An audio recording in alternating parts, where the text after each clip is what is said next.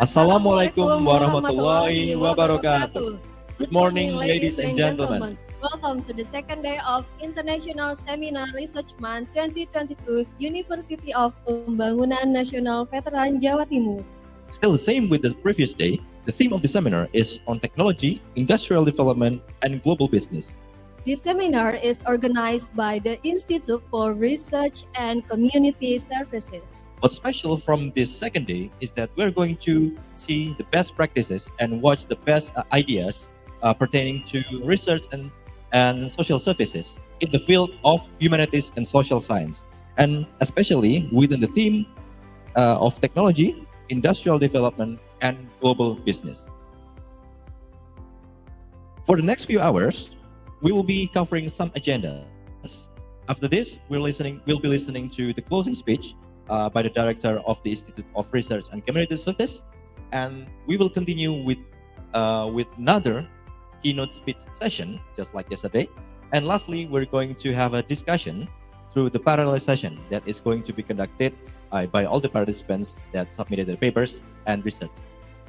Okay, that's for our agendas today. And before we start, we would like to also welcome our Excellencies, His Excellency of Rector of University Pembangunan Nasional Veteran Jawa Timur, Profesor Dr. Insinyur Ahmad Fauzi MMT IPU, His Excellency Dr. Insinyur Sukenda MSc as First Vice Rector, Dr. Insinyur Munawar MT as Second Vice Rector, as well as Insinyur Sutiono MT as Third Vice Rector.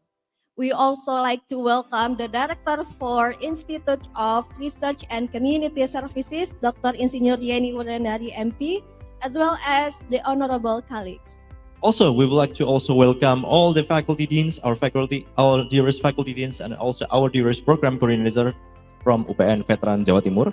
Also, we would like to warmly welcome our keynote speakers for today. First, Tanti Hue PhD from Kobe Women University, Japan. And also we are going to have Adiastri Putri Purbantina PhD from Universitas Pembangunan Nasional, Veteran Jawa Timur. Welcome and have a nice conference. Ladies and gentlemen, let's move on into the next agenda. We would like to hearing the closing speech for this ISRM 2022, and in this occasion will be delivered by the Director of Institute for Research and Community Services, to Dr. Insinyur Yeni Wulandari MP. The time is yours.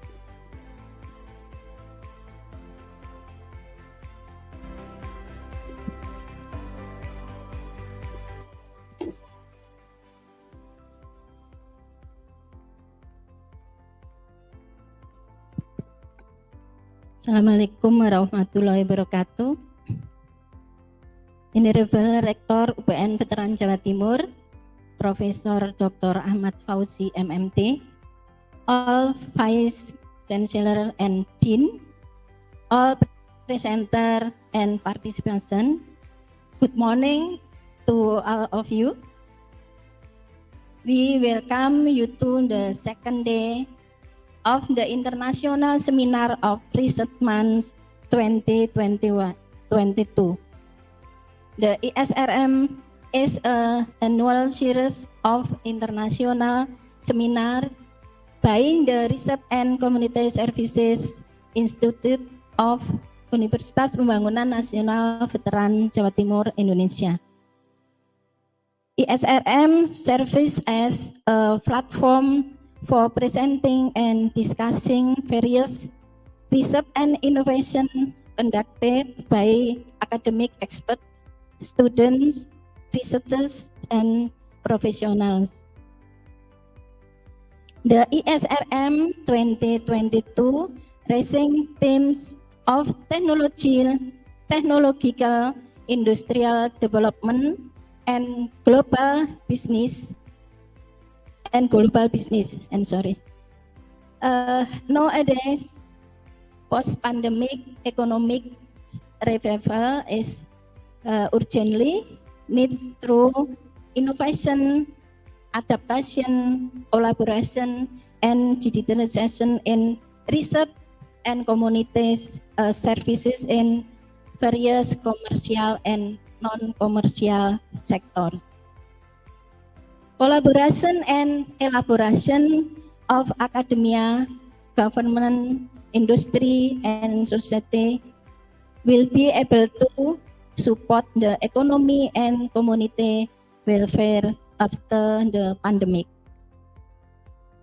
On behalf of the whole SSRM 2022, I would like to express our farmers' gratitude for our keynote speaker for having us, Professor Dr. Vetri Murugan Elumalai from University of Zululand, South Africa, Professor Dr. Aisyah Abdul Jalil from University Teknologi Malaysia, Chantiwe, PhD from Kobe Women University, Japan. Adiasri Putri Purbantina, PhD from UPN Veteran Jawa Timur, Indonesia. I would like to thank you to the committee and all the contributing staff who have made this conference possible. And the last, for all presenter and participant, thank you so much for your presence. May you enjoy the conference and take home not only knowledge, but also the wisdom of technological, industrial development, and global business in this era. Thank you. Wassalamualaikum warahmatullahi wabarakatuh.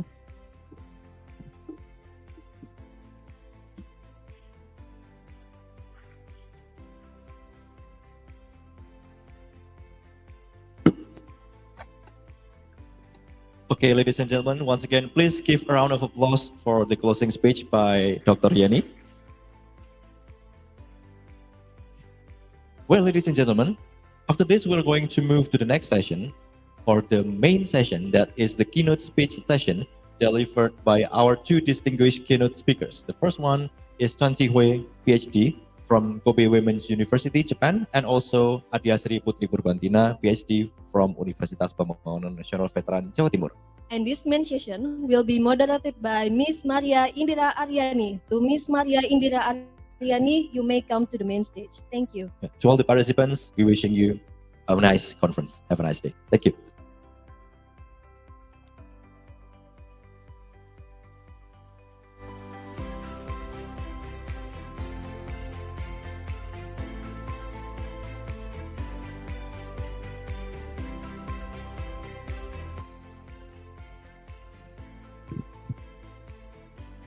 Thank you, Bapak Bimo and Ibu Rahma, and welcome distinguished speakers and participants.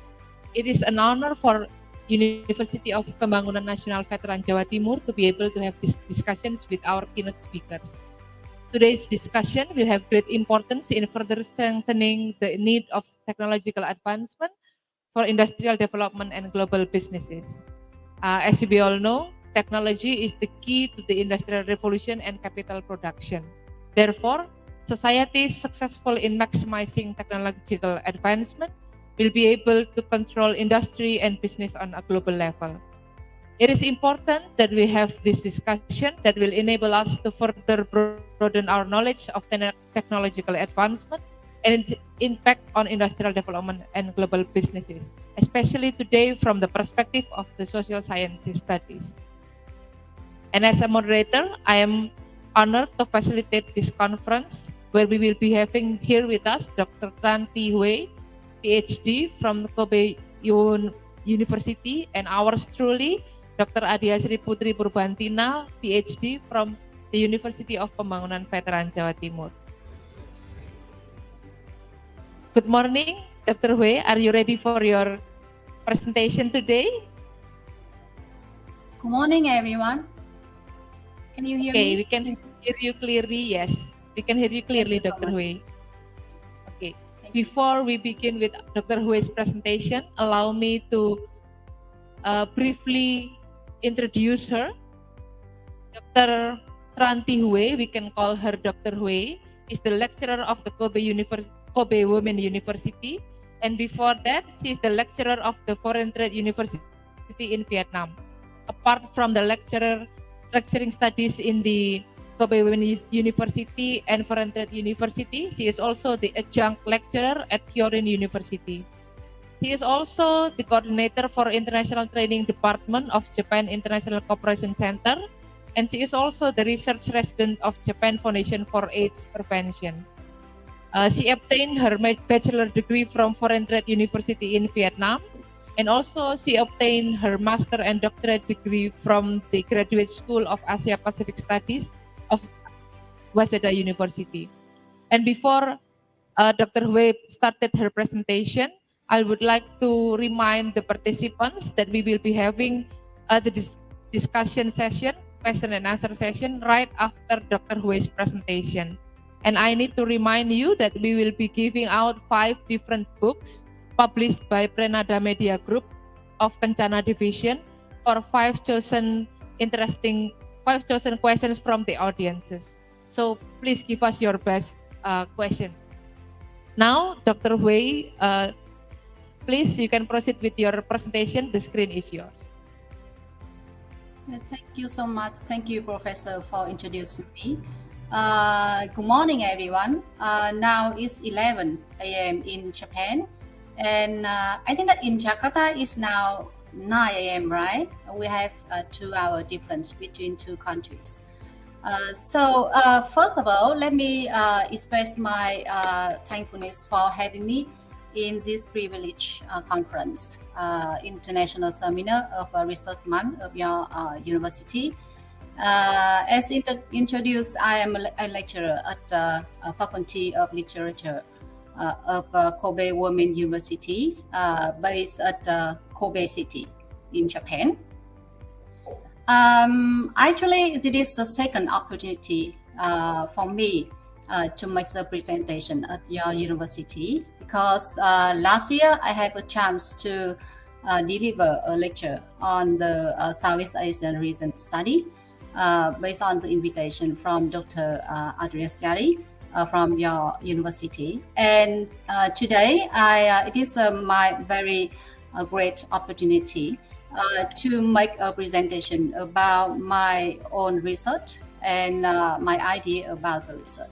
And I have attended the conference from yesterday, and I listened to a very interesting and insightful presentation from 2 other colleagues from South Africa and from Malaysia.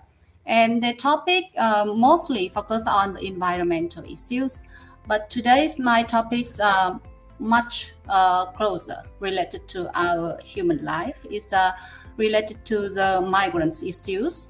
The topic today is the migrant healthcare access in Japan, and a case study on mental health and associated factors among Vietnamese migrants in Japan during the COVID-19 pandemic.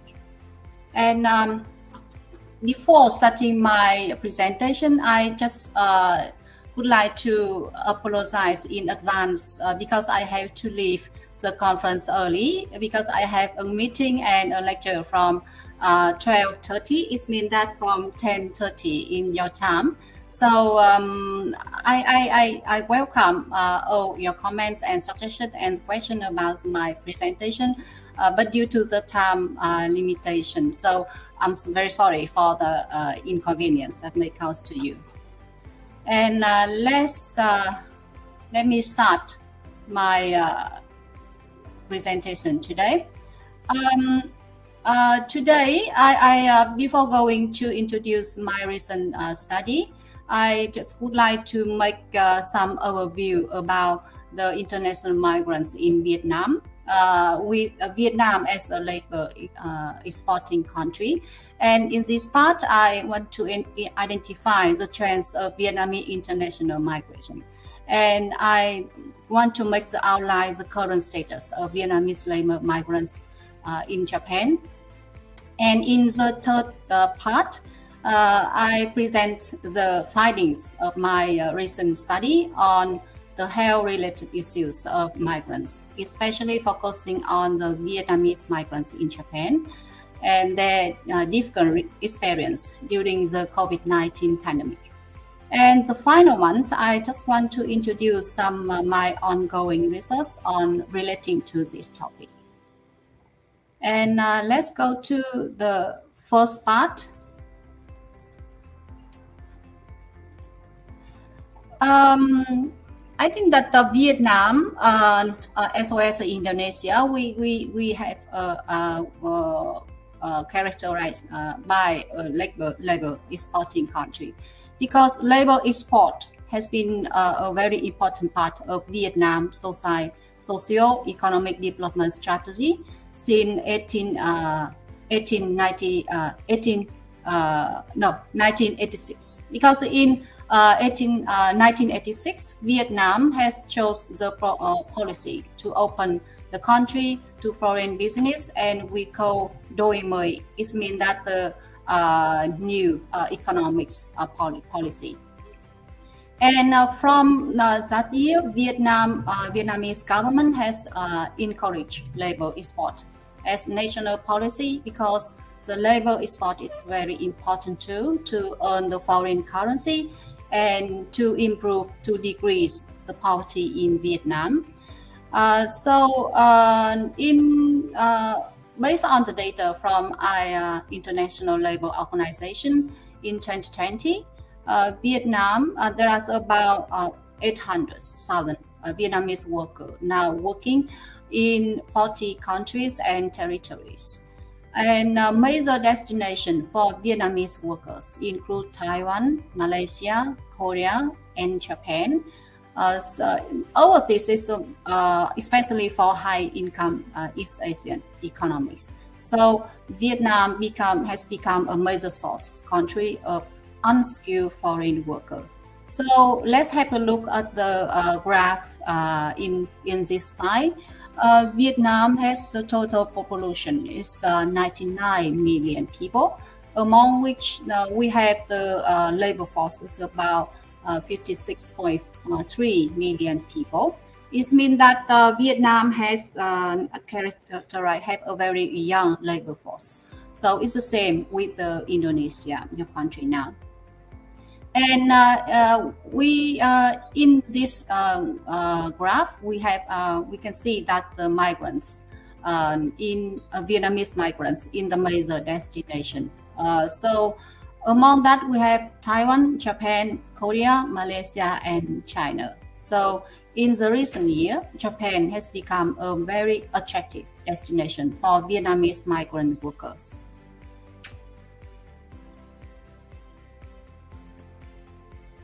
And according to the Vietnam migration profile in 2016, it is a report from the International Labour Organization. So the motivation of the Vietnamese migrants is for working. So the numbers of Vietnamese migrants migrating to other countries is increasing. There are so many reasons for them to go to abroad, but the most important reason for them to migrate to the other country is for working to earn the money. And the second one is for migrating for study as a foreign student, to learn a new knowledge and then come back to country and contribute to the development of the country. And the third reason of the Vietnamese migrant is for marriage. And there are many women in the southern area of Vietnam come to China, come to Taiwan to marriage with the local male and to improve their life. But among this reason, the most important reason is for working. So the number of the Vietnamese working migrating abroad steadily increase, and the total number of the female account for about 1/3 of the total number of migrants. And in this figure, so that the distribution of Vietnamese migrants by age groups of each sex in 2015, and the worker was concentrated among a very young age, from 20 to 29 and 30 to 39 age groups. And for the three youngest age groups, similar distribution pattern emerge. We can see that. But for the 40 and 49 age group, the share of male worker is above female, but the opposite was observed for the older age groups. And at the last slide, I have present and I have explained that the major destination for Vietnamese worker, most of them are the high income East Asian country, includes Taiwan, Japan, South Korea, Malaysia, and Saudi Arabia. And Saudi Arabia is the number is this figure is from 2015, so it's quite it's not updated today. But for the reason for this year, Saudi Arabia is not attractive destination for Vietnamese migrant worker.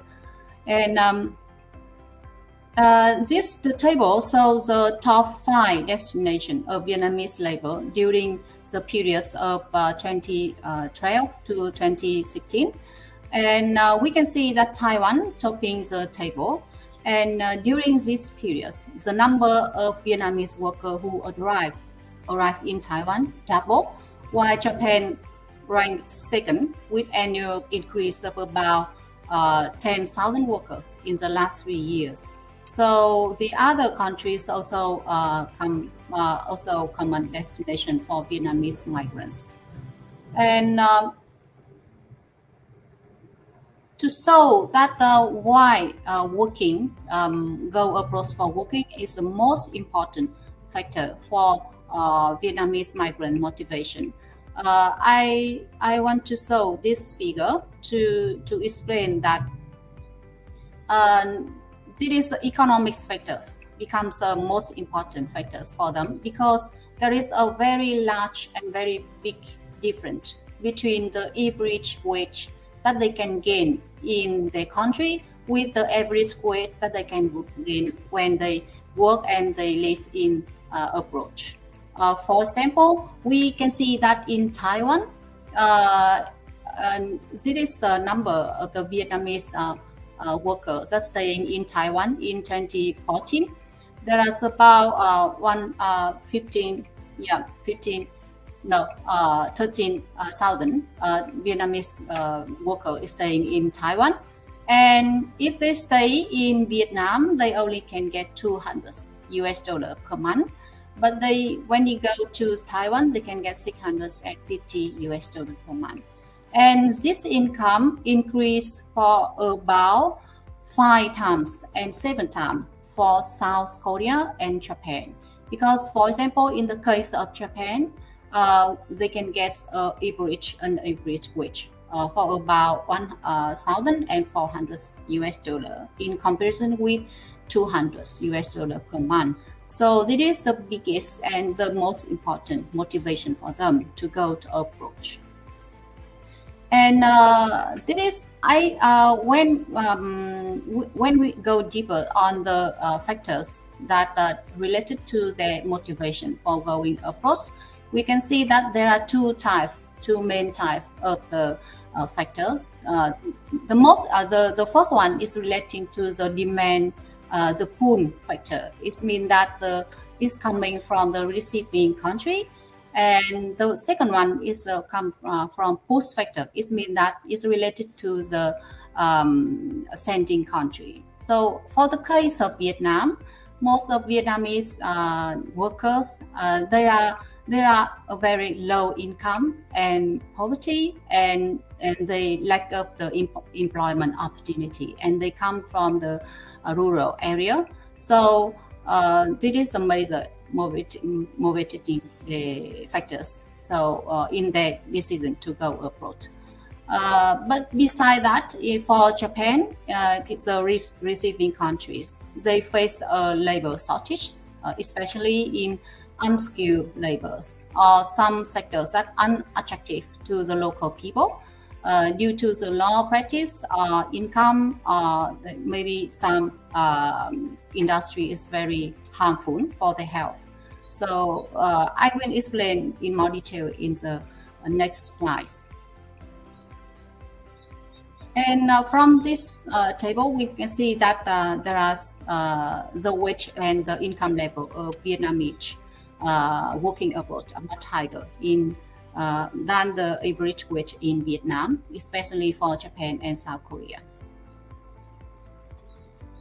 So in this in the previous slide, I already introduced some figure overview about the Vietnamese international migration. So from this part, I'm going to introduce some information about the resources Vietnamese in Japan. And Japan has been receiving Vietnamese workers since 1992, mainly under the Japan Industrial Training Program and Technical Internship Programs.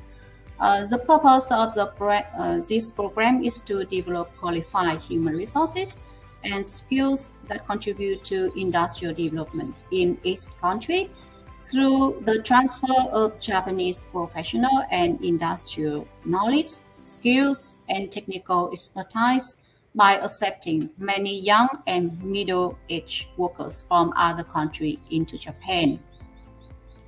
And based on these programs, we can see that the number of foreign residents in Japan in 2020, the Vietnam community surpassed the Chinese community and becomes the largest foreign people community in Japan.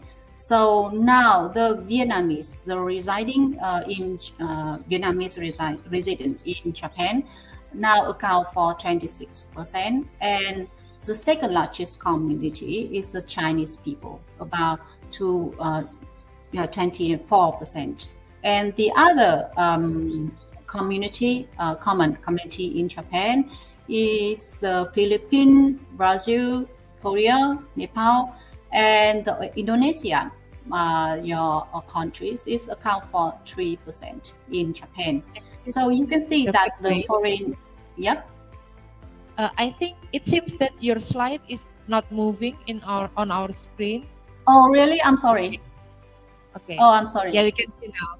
So should I come back to the previous slide to give?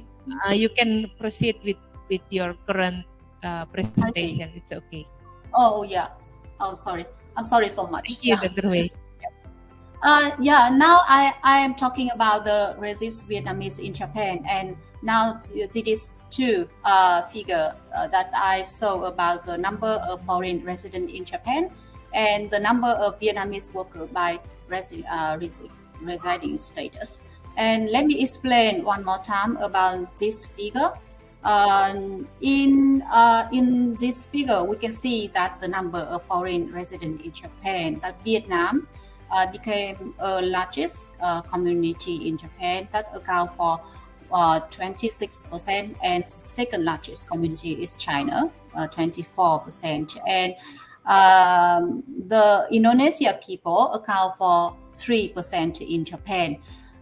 Japan is one of the countries received the less foreign resident in comparison with other countries in the world. So the total number of foreign residents in Japan account only 2.3%. And among that, most of them come from Southeast Asia country. And the next figure that we can see the number of Vietnamese workers. So by the resident status. In Japan, there are various resident status for foreign resident, but relating to the worker, they have several common category of resident status. The first one is a technical intern trainee that they can get this status based under the programs of technical internship programs that I have explained before. And the second one is a student, international student with working permission. So basically, the foreign student in Japan are not permitted to work, but they can do some part-time and in convenience and the convenience store or in restaurants for only 28 hours per week. So the student with this working permission considered as the temporary workers. So that's why I categorize this student into this group. And the third category relating to the worker, that the engineer, skilled labor, high skill professional labor, or international service, something like that. And this kind of resident status, it not temporary worker, but they have a long-term contract. So their position and their working conditions are much better than the technical intern trainee and student working permission. So let me give some extra information about technical intern training. This worker with the technical intern trainee only permitted to stay in Japan for 5 years only to do. And this 5-year contract is fixed. And after finish this contract, they have to come back to country. And if they want to come back to Japan to work in the future, they have to wait some time, and then they have to pass exam and to come back to country.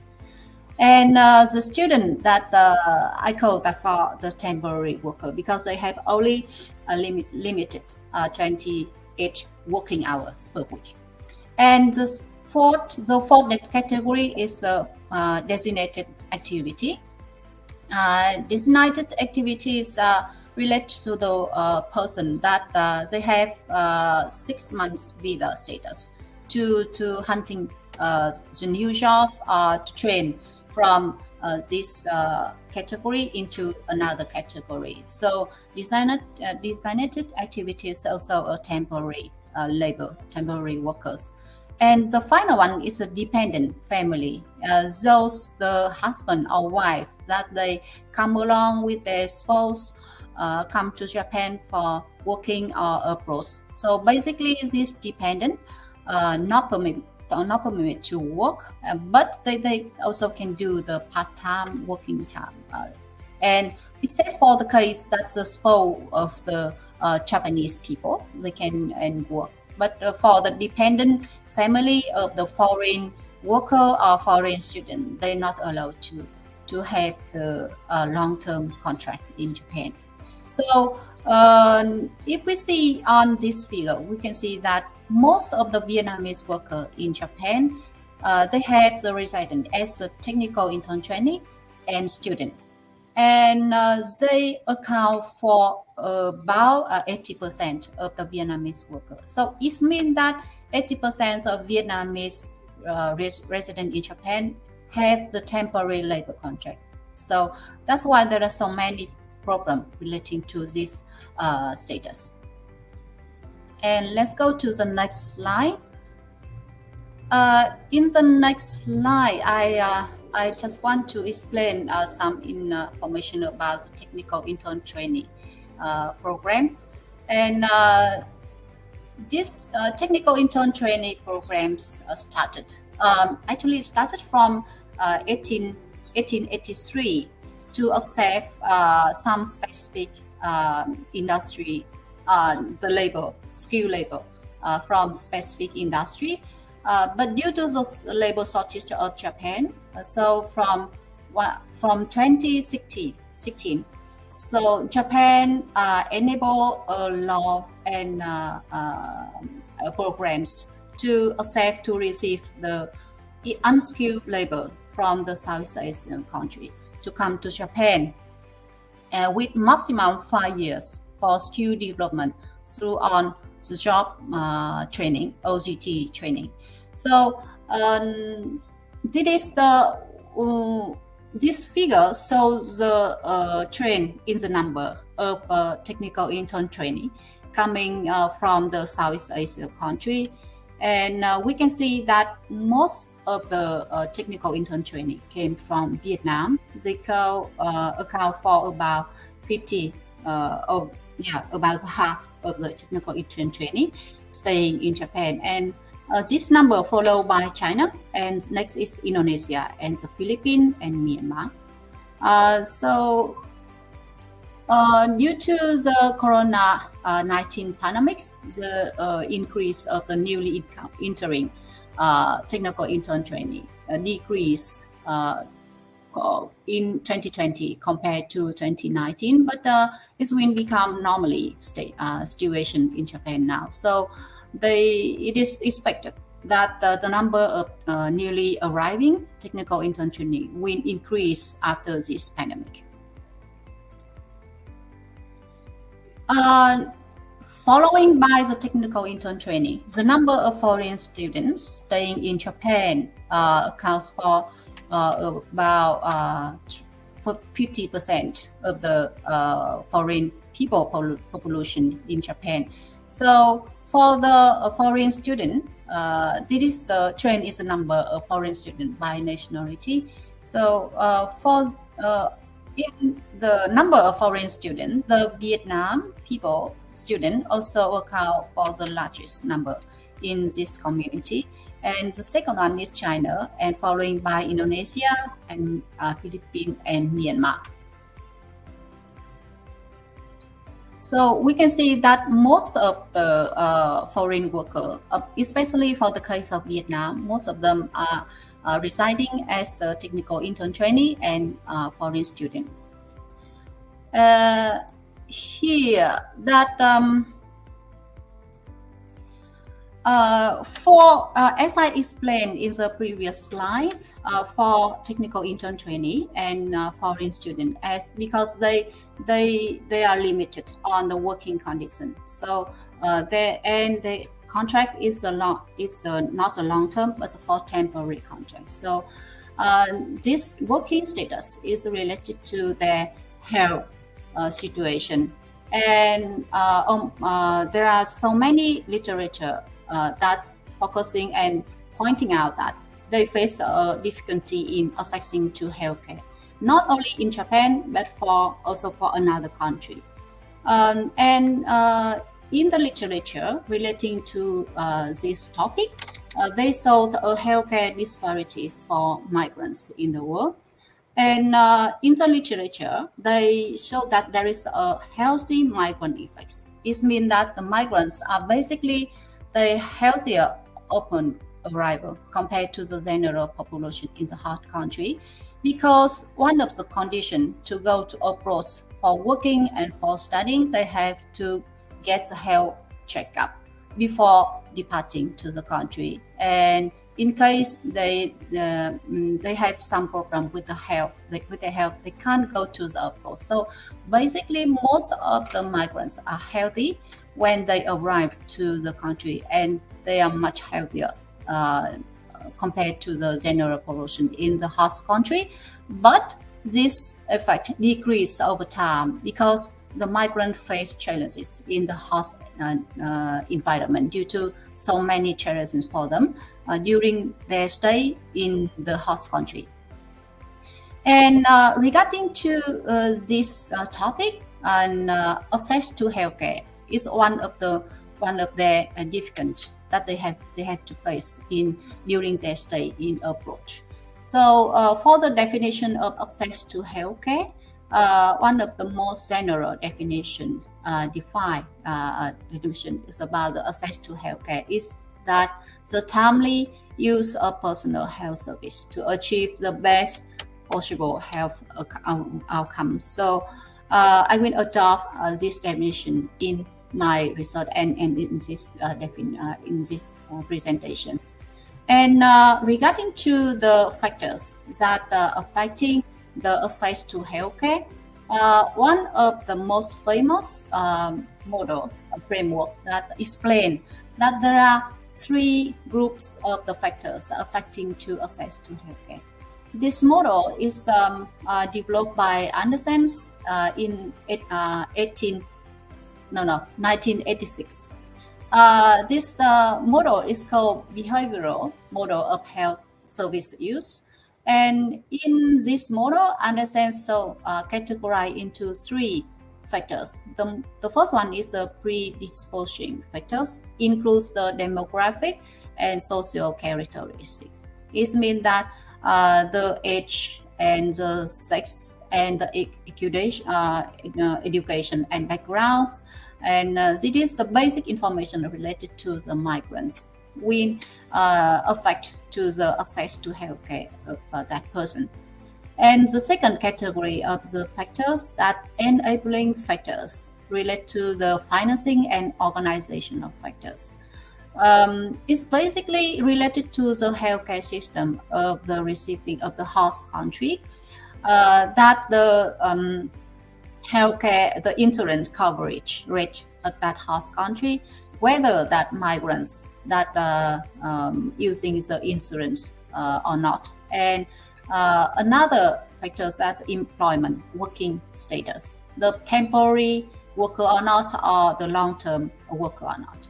And another factor is about the language proficiency, that whether the language barriers is almost a big factor in this group. And the final category is a need factors, is related to the needs of that migrants, that they celebrate general and the mental health status, and the need that they need to give and to give the medical health care.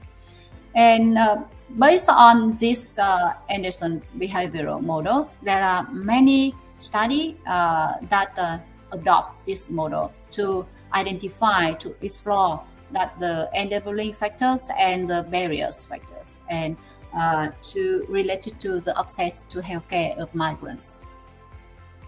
And in for the case of Japan,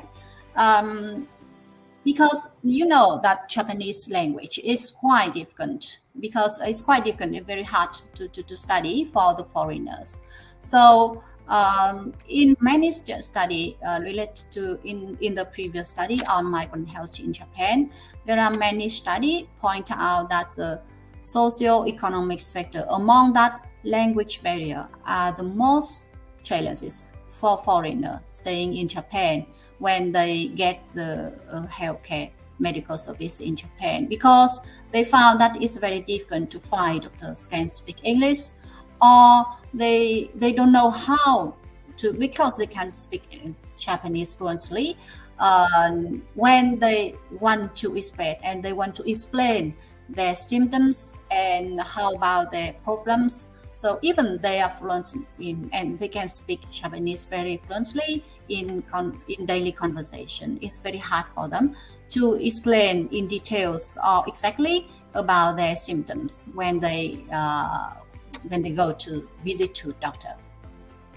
And in some prefecture, medical interpreters are not easily accessible, because Japanese is very difficult, and the medical interpreter requires a very high level of Japanese, and they have to take some courses, training courses to become a medical interpreter. So there are a limited number of the medical interpreter, especially for the South Asian country. Is compared with the English-speaking medical interpreter, though there are a very limited number of the people can speak the, for example, Japanese Nepalese, or Japanese Indonesian, or Japanese Vietnamese.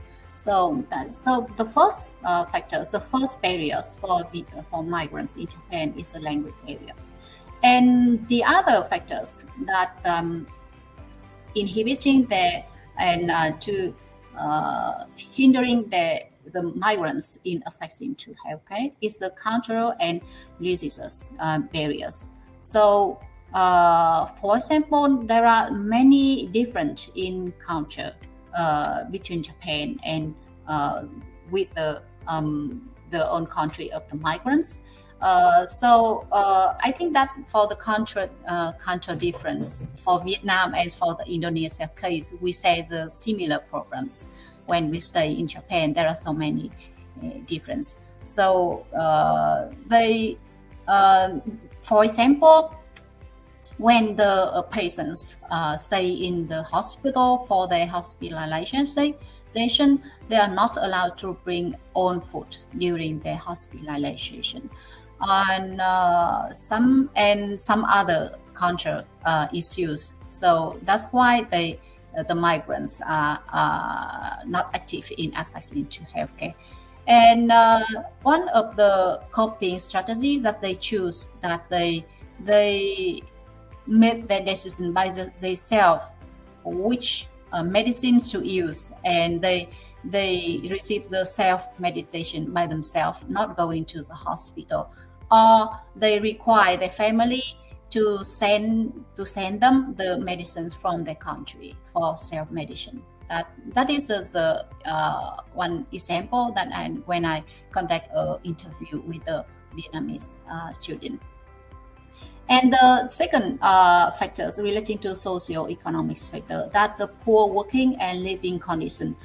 This factor is not for all worker, not all migrants in Japan, but especially for 3K industry in Japan. We always call 3K.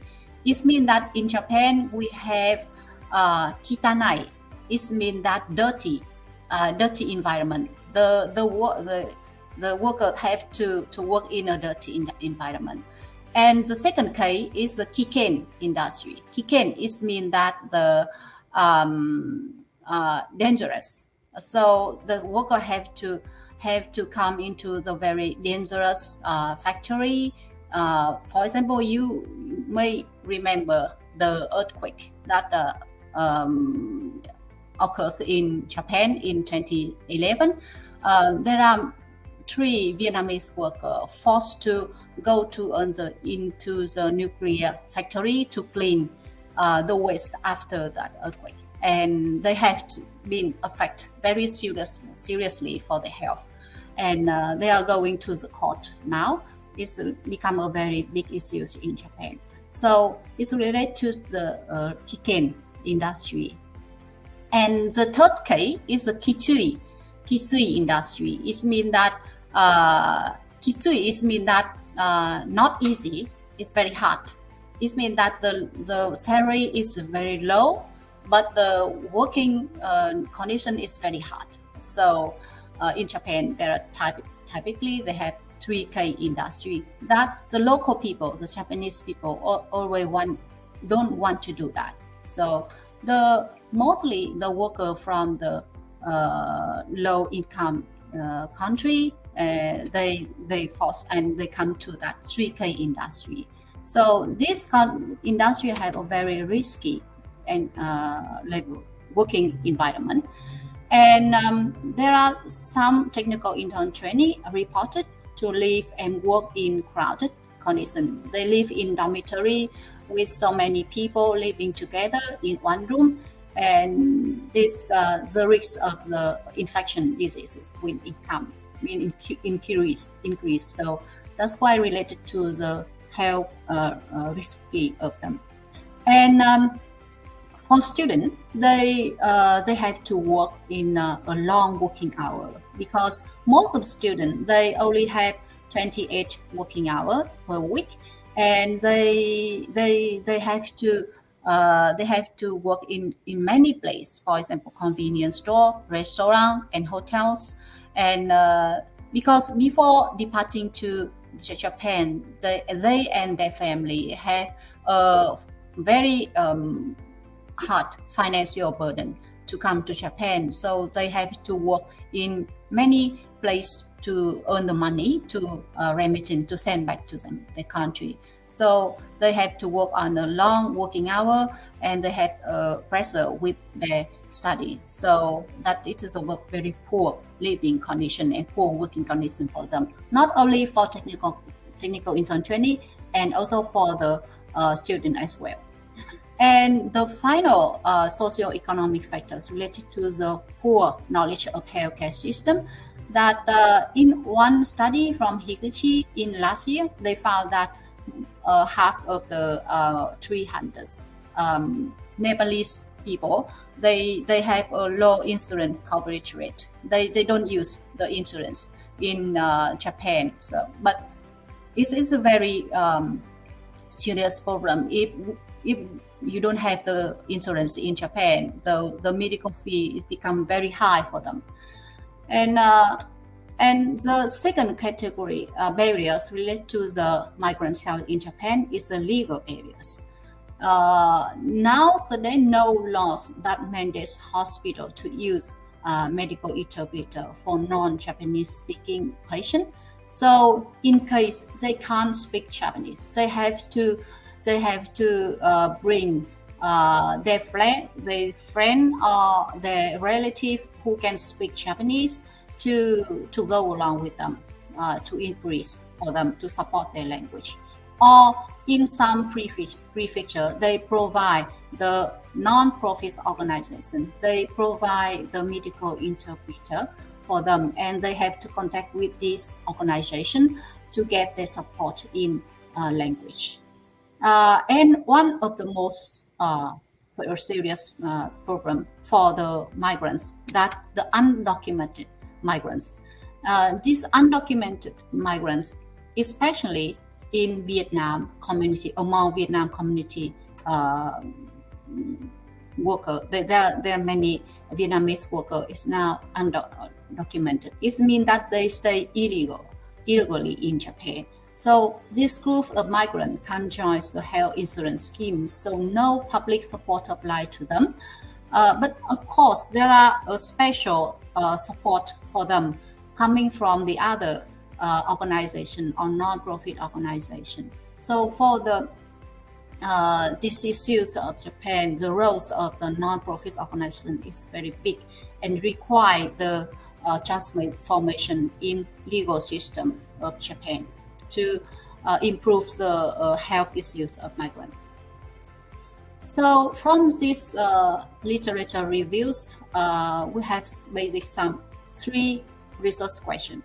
The first research question is, what are the major challenges of Vietnam migrants in accessing to healthcare in Japan? Because there are very little evidence in the case of Vietnamese migrants, despite their roles and the number staying in Japan. And the second research question is, how do they cope with this difficulty in accessing to healthcare in Japan? And the third one, that in a long-term vision, that how Japanese society need to be transformed as a better destination for migrants in Japan. So this is my basic three research question. And most of my students, most of my research and study based on these three research questions. And from now, I will introduce a recent study on the impact of COVID-19 pandemics on migrants' health, and especially for the mental health. And in this study, I explore the relationship between the mental health outcome and associated factors among Vietnamese migrants in Japan. And I conduct an online surveys from January to March in last year during the third wave of the Corona-19 pandemic in Japan. And I sent the questionnaire, this online survey, to 600 Vietnamese migrants. And luckily, I received all of the response from them. But among them, there are two people that undocumented migrants. So I have to exclude them from my analysis. So in this study, I target about 589 Vietnamese migrants. And in this survey, there are three parts of my survey. The first one that I asked them about the socio-demographic information, age, sexuality, periods of stay, and the working condition. And the second part, I asked them about the health-related impacts of Corona-19 pandemics to explore about the risk factor related to their health and to the economy and their life. And the third one that I asked them about employment and economic status during the COVID-19 pandemic. For this study, I am considering the migrants' health vulnerability that pre-pandemics that is already existing in the literature before the pandemic, And suppose that the migrant is a vulnerable group related to the health, even period pandemics. And during the Corona-19 pandemic, this vulnerable become more serious during this pandemic. So I make this hypothesis that with the combination between the migrant health vulnerability and with the risk factor related to the COVID-19 pandemic, is going to affect seriously to migrant mental health. And let's go to the next slide. Before going to the case of Japan, we have a glance and have a brief information about the migrant during the pandemics. And there is a report from International Labour Organization in 2020 that the technical intern trainee and the foreign workers in Malaysia, Thailand, Japan, and Singapore, they didn't get the sufficient support from the government to overcome the difficulty during the pandemic. And for example, for the case of Malaysia, they found that the migrants, there was a coronavirus cluster in detention center for undocumented migrants. There are very high risks for them to be infected. And for the case of Thailand, migrants, they have lost jobs and fear unemployment, flight to home country. And for the case of Japan, there are many newspapers that reported the job losses among technical intern trainee and international students working part-time. And even for the case of Singapore, there were more than 60,000 infections among migrant workers residing in crowd dormitories. So this situation that leads a very high risk of the migrants' health during the pandemic. So this led to my analytical framework in this study.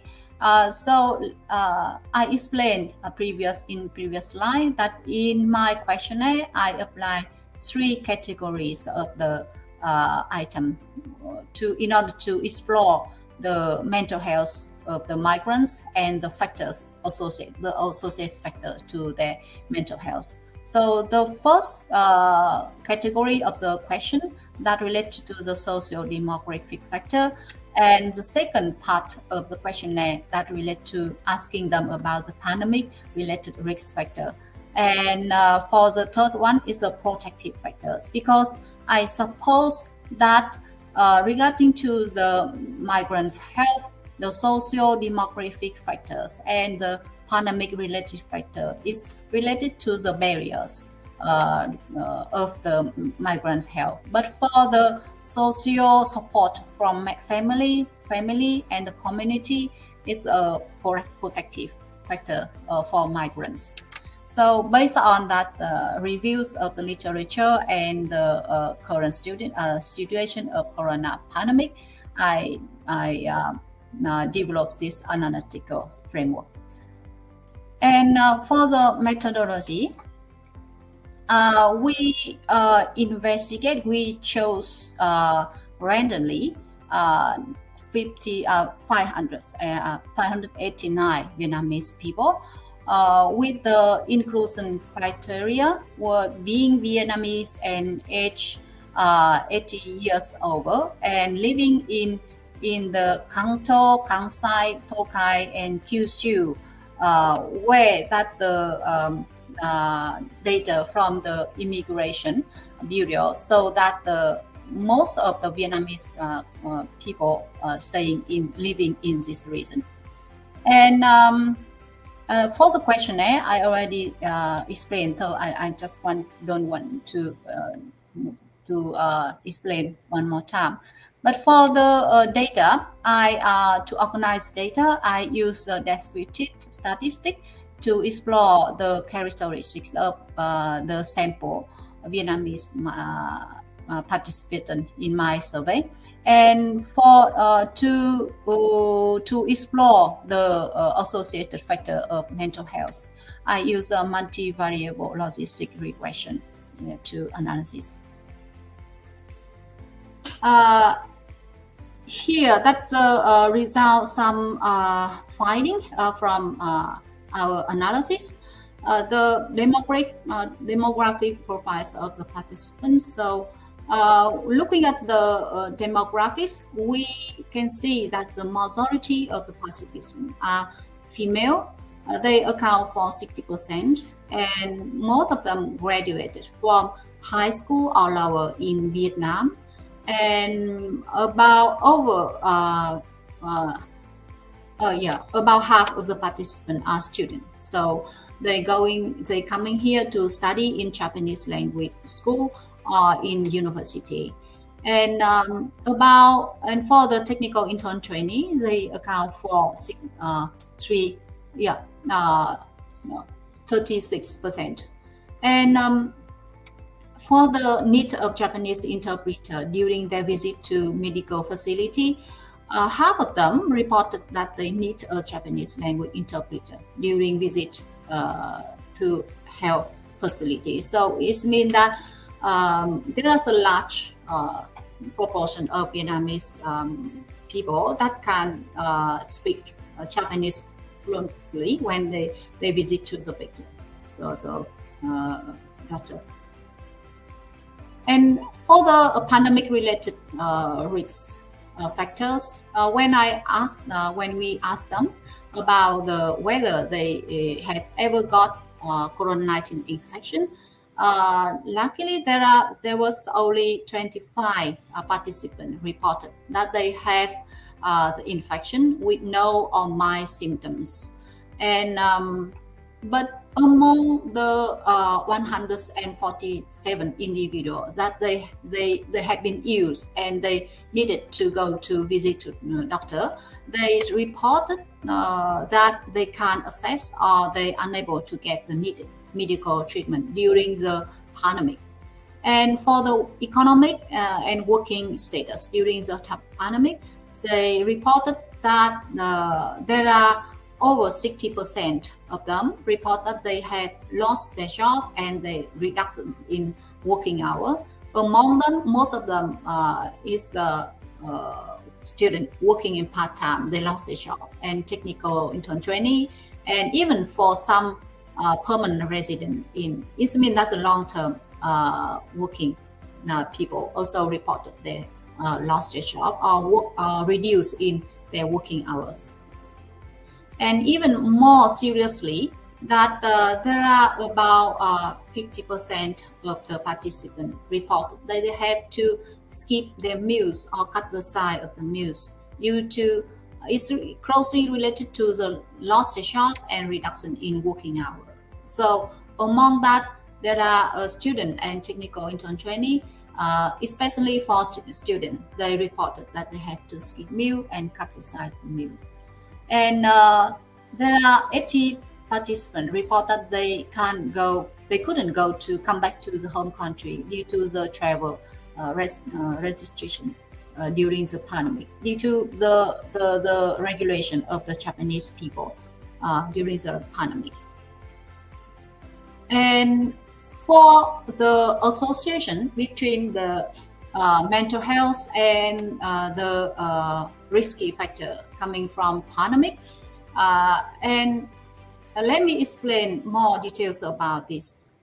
About the mental health, we apply the depression for the outcomes of the mental health. And for this depression, we use the Center for Epidemiology Studies Depression Scales. We always call CESD score to measure the depression prevalence of depression among the participants.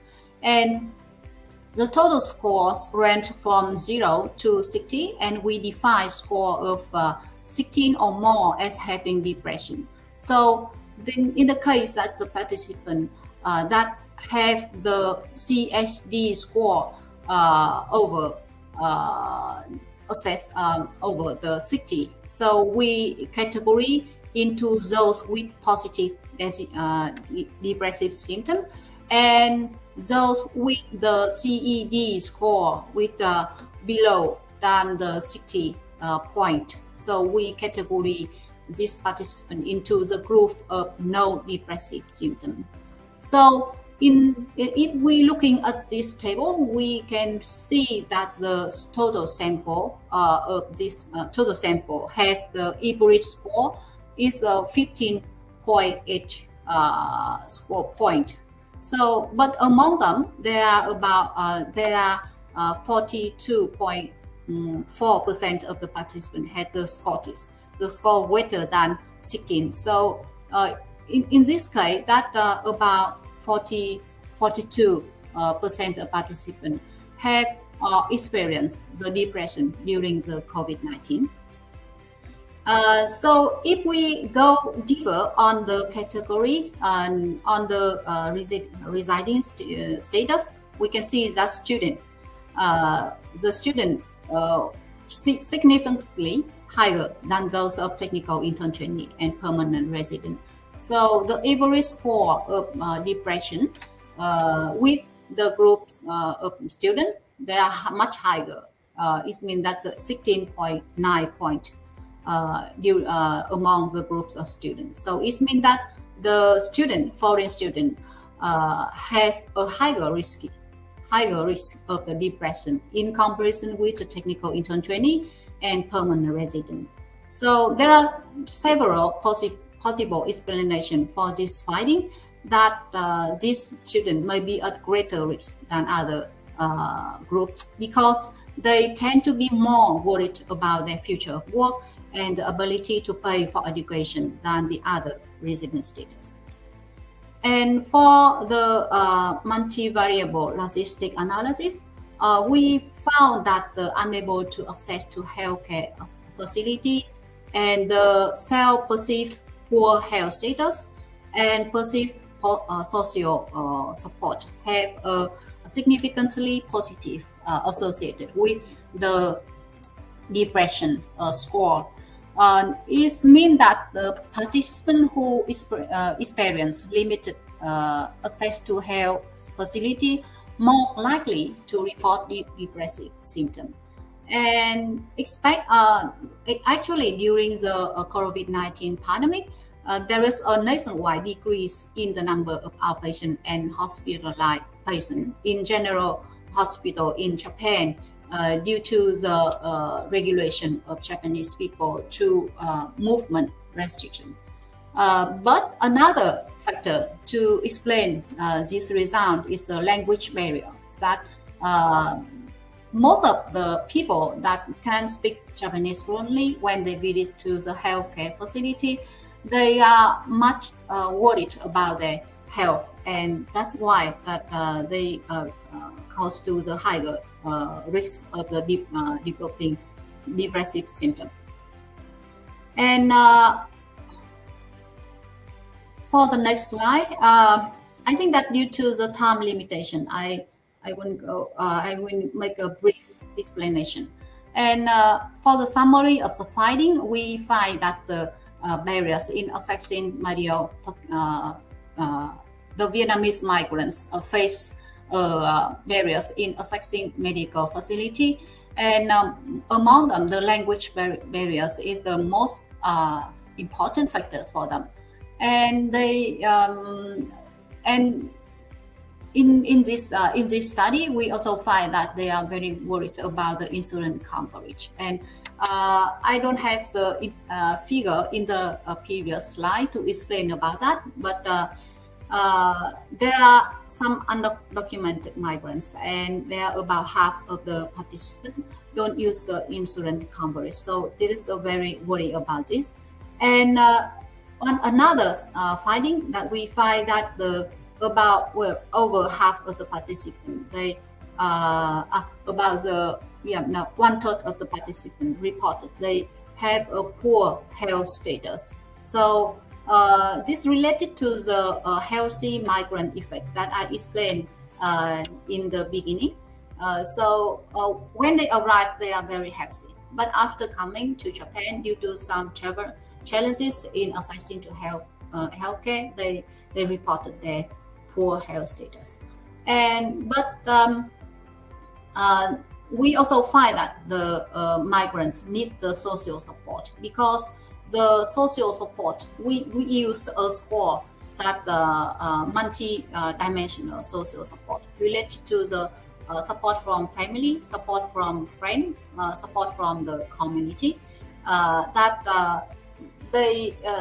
This score so the results show that this score is a very important protective factor for them during the pandemic.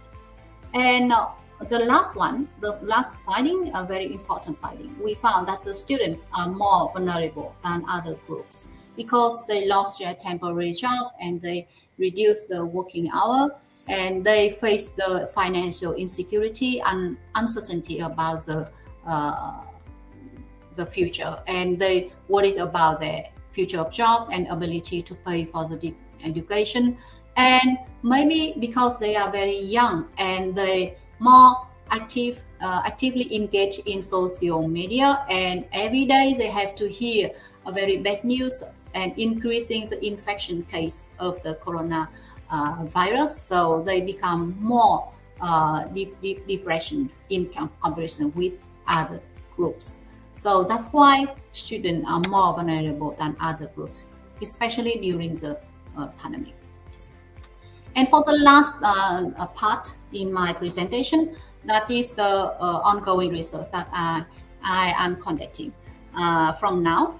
And in my research, I have overall objective is to identify the barriers for migrants to access healthcare service in Japan, and when they move to new country where different culture and language barrier exists.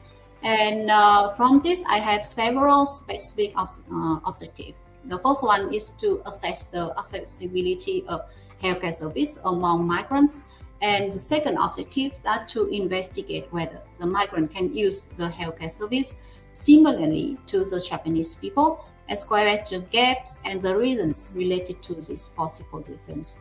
And the third objective that I want to study that to explore migrant strategy to fill the gaps and the roles of migrant supporting organizations such as non-profit organizations and other healthcare service providers. With this objective, now I have several project research that to clarify, to identify this objective. So from 2019 to 2021, I have engaged in one research project as a co-investigator to create a multilingual service delivery model for improving access to HIV testing and treatment among foreign residents in Japan. Because during these periods, I working at Kyuri University at the Japan Foundation for HIV prevention. So basically, we focus on the HIV testing. And from this year and in another project research, I also engaged as a co-investor in a research on constructing a comprehensive system for improving HIV testing and treatment among foreign residents in Japan. Both the project research and financial supported by Ministry of Labor, Health and Welfare of Japan. And the third project research I engage in that now currently I'm conducting is the mixed method study on the barriers and coping strategy in assessing healthcare service among foreign residents in Kinki region. Kinki region includes the Osaka, Hyogo, Kyoto. It's a very famous tourist for traveler. If you have chance to come to Japan, Kinki region is a quite famous region in Japan, and there are many foreigners living in this region. And in this project, I lead this project as a principal investigator. And one more project that I prepare and start in the next year, that I focus on the female migrant with the title about this topic about the maternity care. That this topic is being pregnant in a new country and case study of Vietnamese female migrant.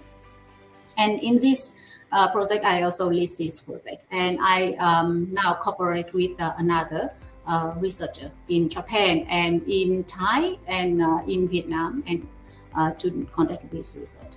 And the methodology of this research, basically, I combine between the quantitative study and qualitative study. The first one, we conduct the online survey that focus on the migrant from 4 Asian countries, that Chinese, Vietnamese, Philippines, and Nepalese, the 4 largest foreign community in Japan. And to get the more comprehensive finding from this community, I also conduct the in-depth interview with a variety of migrants by age and education. Because I'm not expert in this in-depth interview, so now I'm collaborating with the other researcher in these methods, and we conduct a collaborating research now. And another methodology that I conduct the key informant interview with a healthcare service provider and non-profit organization member and medical interpreter to find out the problem and the current student situation and how to improve the medical system and the medical interpreter to improve the healthcare access of migrants in Japan. I think that I want this is all from my side about my research and my idea and my ongoing research from now. So I welcome all of the questions, comments, and suggestions about my research, and we can share the ideas about this topic, and we can expand our knowledge and the opportunity to collaborate in this topic. Thank you so much. Okay, thank you so much, Dr. Hui, for the very interesting presentation. Especially, I think we just celebrated a International Mental Health Day a few days back. So I think this is a very apt presentation on mental health. I think during the pandemic, we are experiencing various kinds of mental health issues, and also you have a very interesting presentation on how the migrants are more vulnerable, especially students are more vulnerable during the pandemic for having these mental health issues. So I think we can open with the question and answer session. We have already 2 questions in the YouTube channel in the chat box. The first question from Heidi Arviani. She asked, regarding access and health insurance, do undocumented migrant workers have to pay for their own health care? Is there no help from their employer? So you mentioned before that there are various organizations that will help undocumented migrants to have insurance and to access healthcare, but do they have any support from their employer? I think that's the first question, Dr. Hui. Yeah, thank you so much for your question. And for the case of the technical intern trainee, they get when they get some when they have to come to the health facilities. I already conduct an interview for 16 technical intern trainee in Tokyo in the last year. And I found that when they, because most of them can't speak Japanese, not good enough, so they have it to when they get to the of course there is a help from their work. They get the interpreter in every company that they hire the employer from Vietnam, there is a Vietnamese interpreter, but not that Vietnamese interpreter is not working on that company, but they working in I don't know, about a group, because in this presentation there is because I didn't explain about the scheme and the system between the sending and receiving country. When the Japanese company want to hire the Vietnamese technical intern training, they have to use the broker.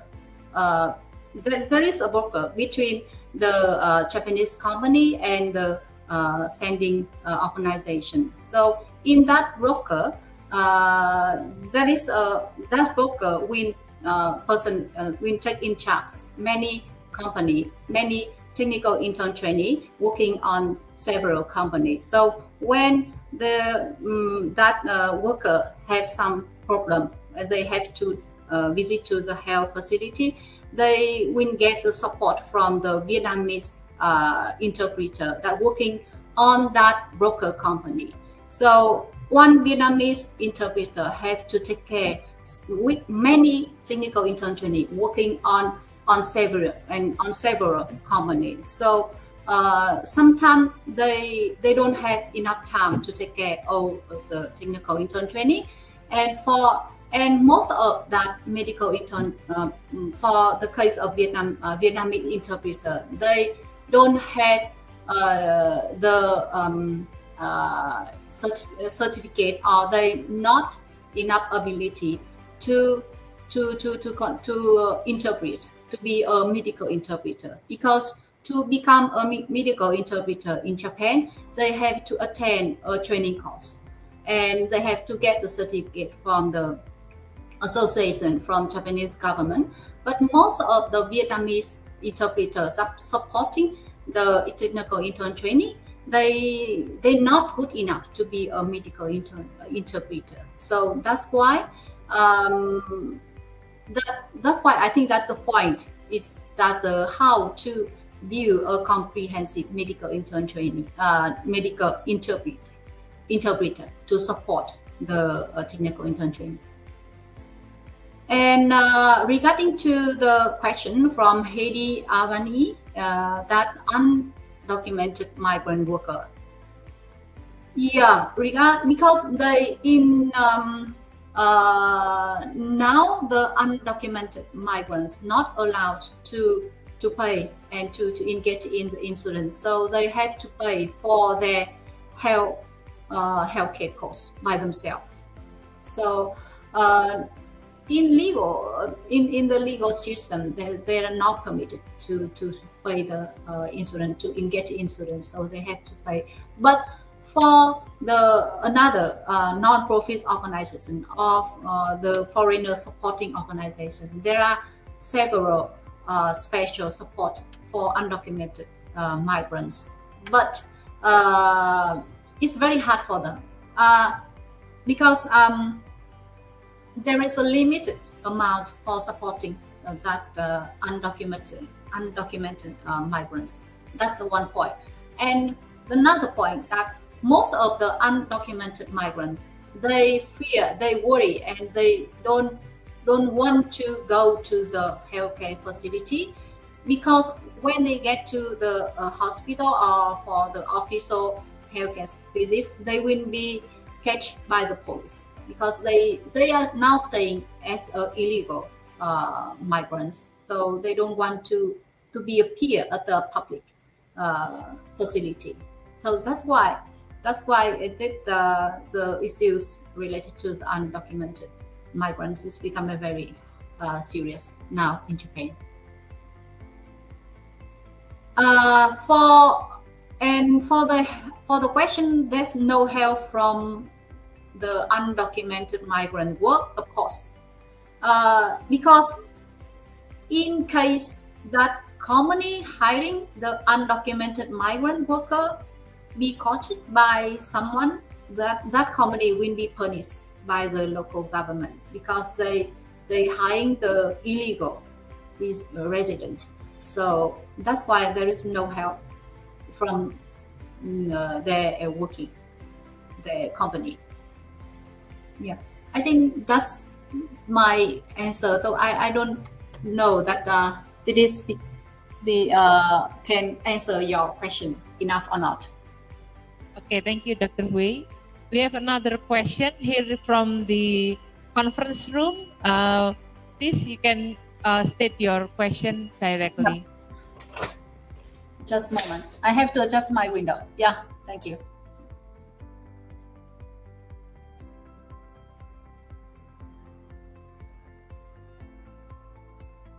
Hello, good morning, Dr. Hui.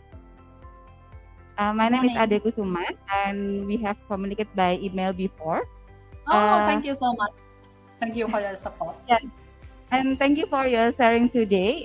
It is an exciting topic for me, especially because last year I also researched the impact of the pandemic on interpersonal communication in Indonesian family, and I agree with you that since the beginning of the 2020, the COVID-19 pandemic has caused crisis in the world, not only raise health problem, but also impact the economic, social, and political condition of people in the world. In your research, you explained that nearly half the participants had depressive symptoms higher than the general population in Japan, including the Vietnamese migrant in Japan also. I'm just thinking about are there a collaborative effort by the government in Japan and Vietnam to provide the health and mental support for them? I mean the Vietnam migrant, and do they receive similar support in comparison with Japanese worker?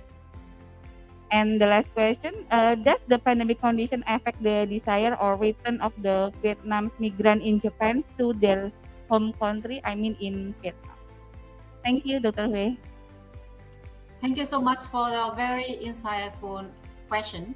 And regarding to the support, mental health support activity for migrants in Japan, during the pandemic, there was no mental health support. I'm sorry. That there is some support from the foreigner supporting organization related to the mental health, but because most of the migrants, most of the participants in my surveys, they have a poor knowledge about the healthcare system of Japan, and they don't know how, they don't know where to go to get the support.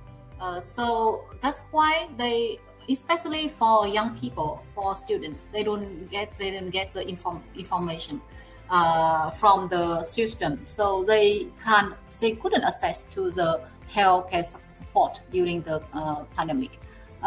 Because in my presentation, I didn't explain, but I also asked the participant that whether which sources, information sources that they usually access to get the healthcare information, and about 80% of the participants reported that they get the information from the Vietnamese community, and not from the Japanese government, or not from the television, or not from the newspaper in Japanese, because they're not familiar with that information sources. So they usually access to information in the SNS and in the Vietnamese community. So that's why that is the one of the difficult, or the barriers when they get to get the information about the healthcare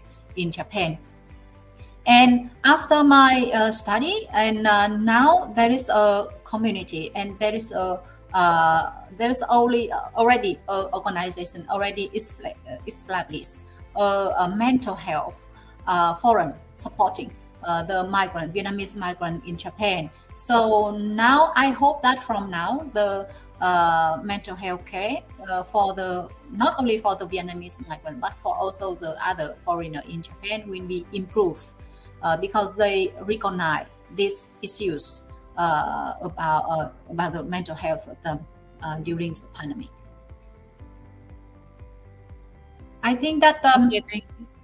Yeah, yeah, thank you, Dr. Wei, maybe for we can your exchange more information. Yeah, Yeah. via email. Yeah. Okay, I think, do you have any, do you have more time for more questions, or do you need to leave right now? I think it's nearly Yes. your meeting time. Yeah, Yeah, okay. because Okay. I have a meeting from now, so until 30, so we have only 4 minutes left. I think that is all from us. If you So much. wanted to have more question, I think we can send you the question by Yeah. email through Ibu Ade, because you've been keeping in contact through email, right? Thank you so much. Yeah, I'm welcome of the comment and suggestion from you. Yeah, thank you. Okay, thank you so much, Dr. Wei, for your presentation this afternoon. Hopefully, we can see you again in other seminars or conferences here in UPN Veteran Jawa Timur. Thank you so much for your contribution to Thank you so our much. Yeah. seminar.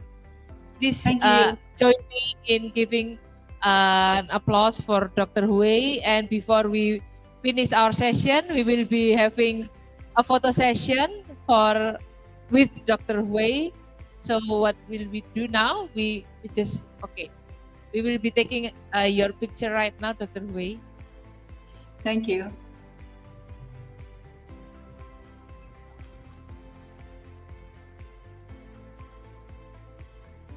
Okay. 1, 2, 3. Okay, thank you so much, Dr. Wei. See you on our other so much. seminar. Thank you Yeah. so much. Thank you. See you. See you. Okay, now, ladies and gentlemen, participants, we can proceed to our second speaker. Please allow me and join me in welcoming Dr. Adia Sri Putri Purbantina, or we can call her Dr. Tina. She is the lecturer of the International Relations Department here in University of Pembangunan Nasional Veteran Jawa Timur.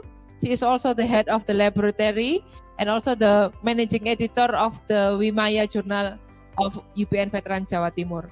Apart from her activities in UPN Veteran Jawa Timur, she is also the adjunct lecturer of the master program in the IR Department of Airlangga University, and also the head of the researcher and co-founder of Handarwan Institute, Surabaya. She holds her bachelor degree from Airlangga University and finishes her master's degree from the Japanese Area Studies of University of Indonesia. And also she continued pursuing her master's and doctoral degree from the Graduate School of Asia Pacific Studies of Waseda University. So please, Dr. Tina, join us in the stage. This afternoon, she will be presenting her presentation on upgrading in global coffee value chain, a case study of the Pinnaker. Again, allow me to remind the participants that we will be having 5 books published by the Prenada Media publisher, Divisi Kencana, for the 5 most interesting questions. So please shoot us your best questions. You can also ask questions by typing in the column, in the chat column in the YouTube channel. So are you ready, Dr. Tina? Oh, you need to prepare your presentation first.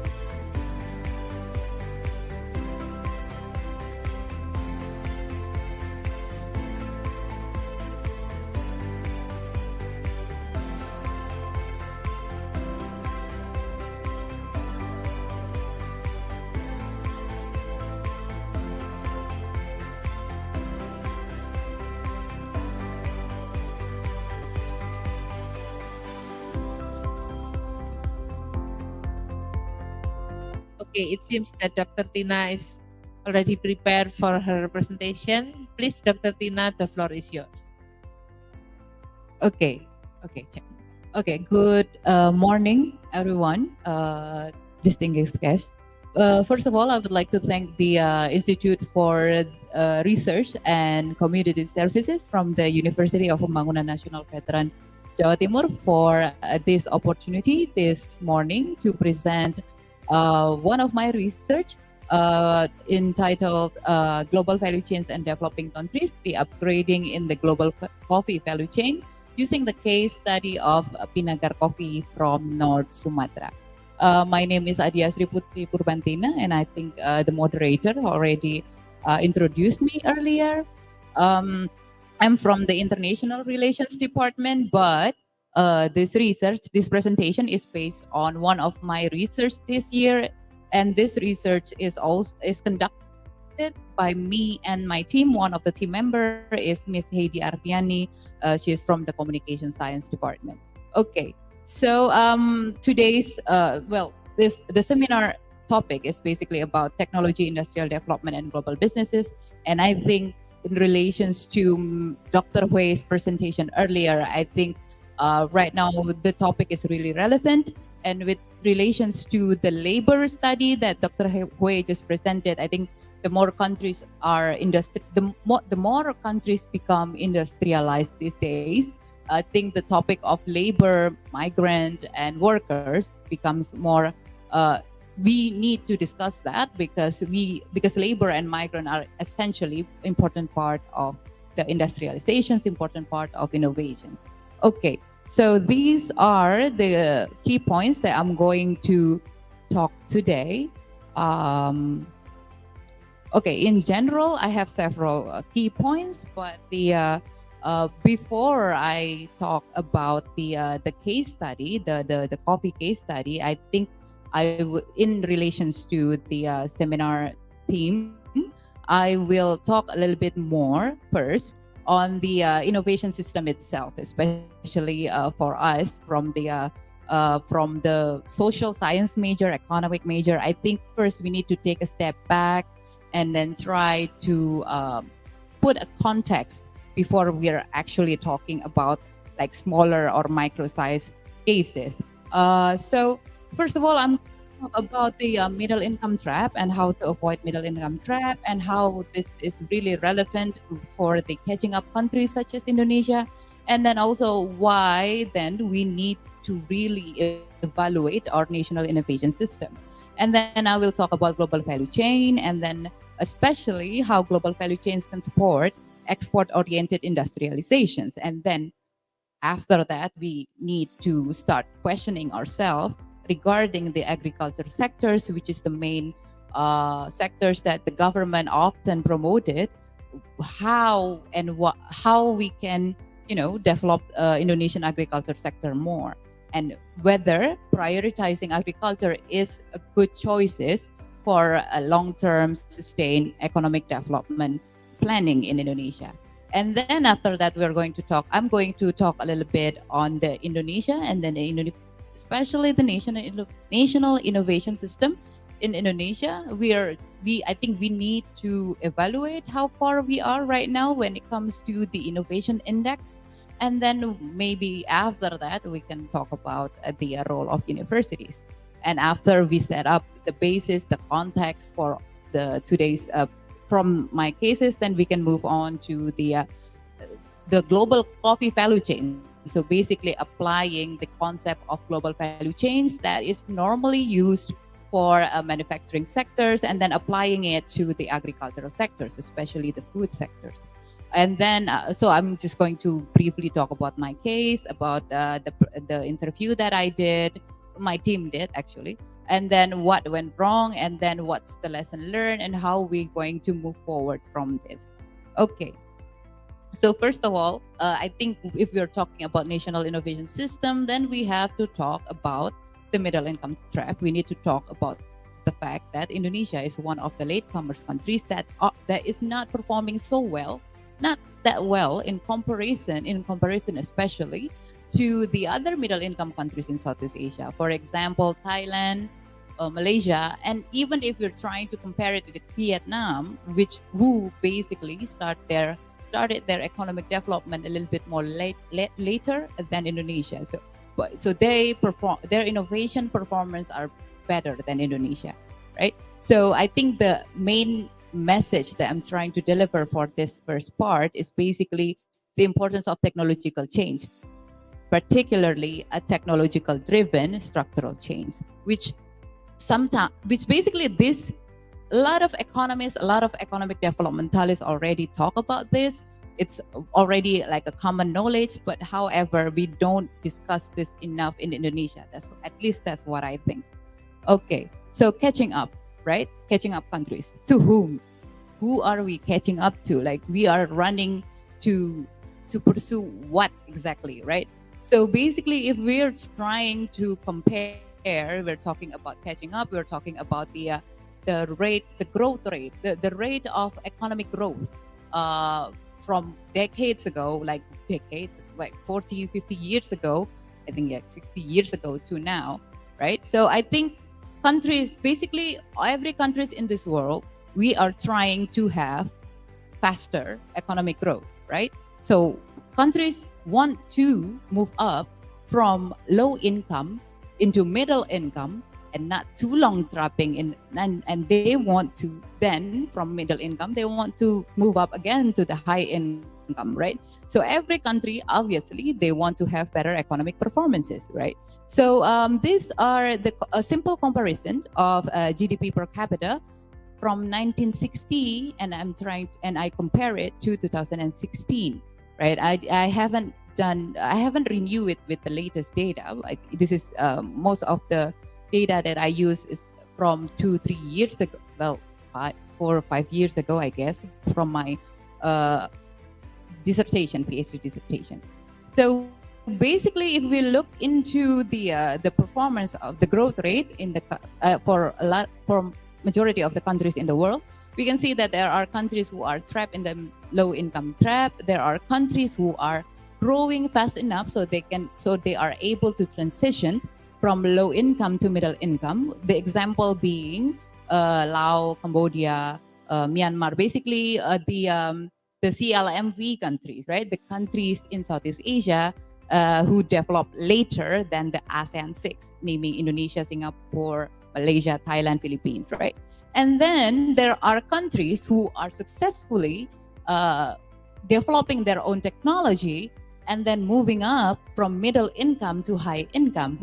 And normally, then for this, we often use the case of South Korea, Japan, and Singapore, right? So the countries that are now really famous globally for its multinational company, for its high, outward investment, for its high expansions of multinational companies, right?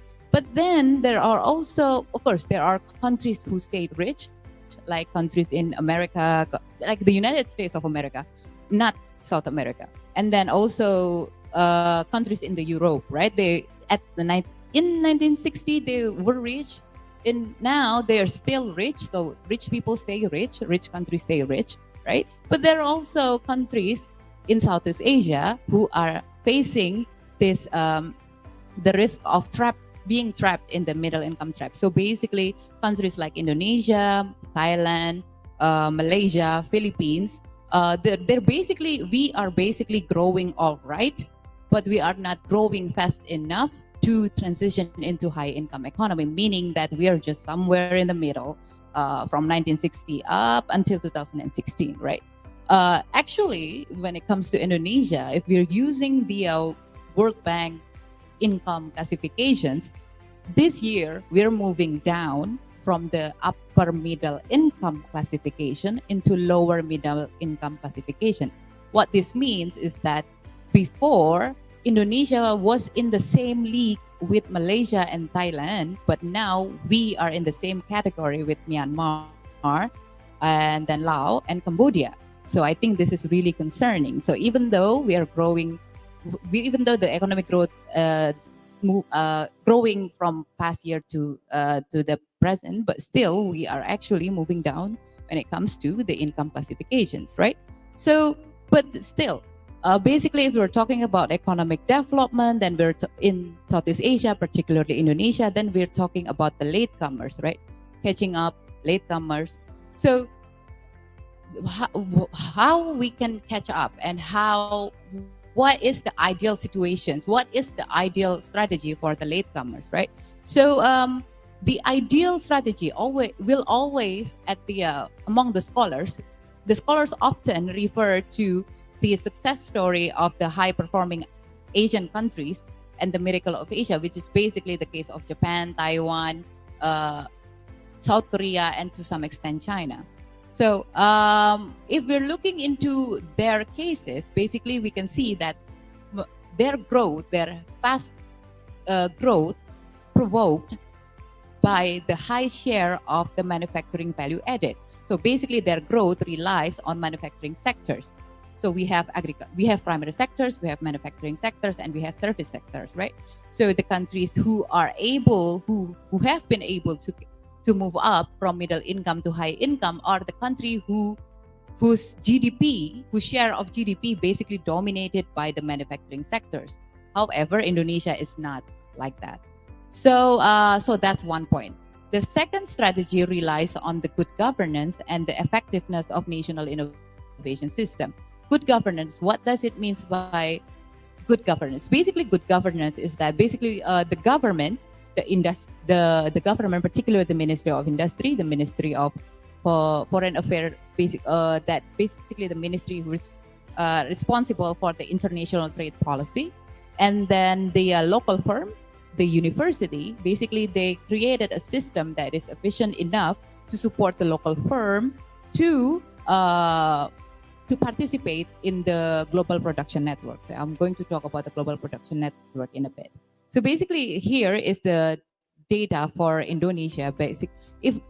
Like I mentioned earlier, basically Indonesian economic growth, if you see the graph on the right side, basically you can see that Indonesia's performance are not so bad, but we're still lower than, we are not performing better than Malaysia and Thailand. Obviously, we are not performing better than ASEAN, the aggregate of ASEAN plus 3.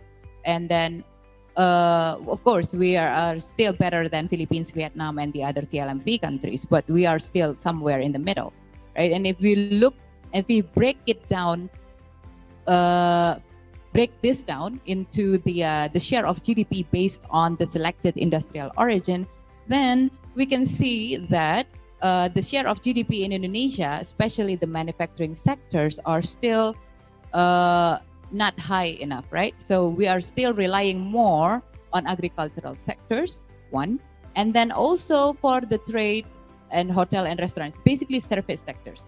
The problem with relying on the agricultural sectors or trade sector is that it's not sustained. If we have, for example, like if we're relying on tourism, for example, if we are expecting that, we are expecting like foreign currency come with the tourists, the problem with that is that when the pandemic, for example, like COVID happened, right? People lost their job. The tourism sectors just basically stop, not really stop, but it declines, right? So we do not have, by not relying on manufacturing sectors, we do not have a sustained sectors who can support that can support our economic growth, right? So that's one point. Okay, as I mentioned earlier, right? Manufacturing sectors, national innovation systems are important. So the key here right now, if we're looking into the international trade, the characteristic of international trade, basically right now, as we all know, we are no longer trading. We are no longer only exporting final goods. It's not the final goods that we are exporting. We are exporting parts and components, and we are exporting process, like intermediary goods, right? So international trade is deeply intertwined with the global production network, with the global value chain. So basically, we can no longer looking into our export number just like that. We need to break it down into different value added. So the idea is that because the international economy is already well connected to each other, every country are well connected to each other. Trade are deeply connected to each other, then basically we are looking, if our local firms want to perform better, if the local firm want to gain more profit, then they have to enter this global production network by either become a supplier or somehow after they become the supplier and then they learn from this global market, and then from FDI, there's we expect that there's some sort of technological spillover, right? So learn from the export market. But however, if we're talking about the local firms, then we have to acknowledge that these local firms are small in size. They are weak when it comes to the financing.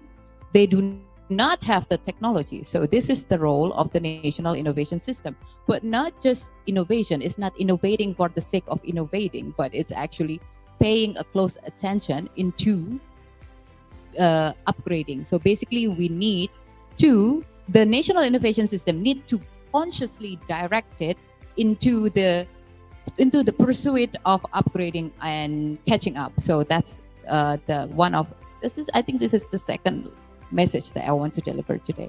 So moving on into the explanations on the global value chains, the export-oriented industrialization, and particularly then how we should interpret the agricultural sector's development. Okay, so I think this is there's this like one quote that I really like from the book that I read during my research as a PhD student several years ago.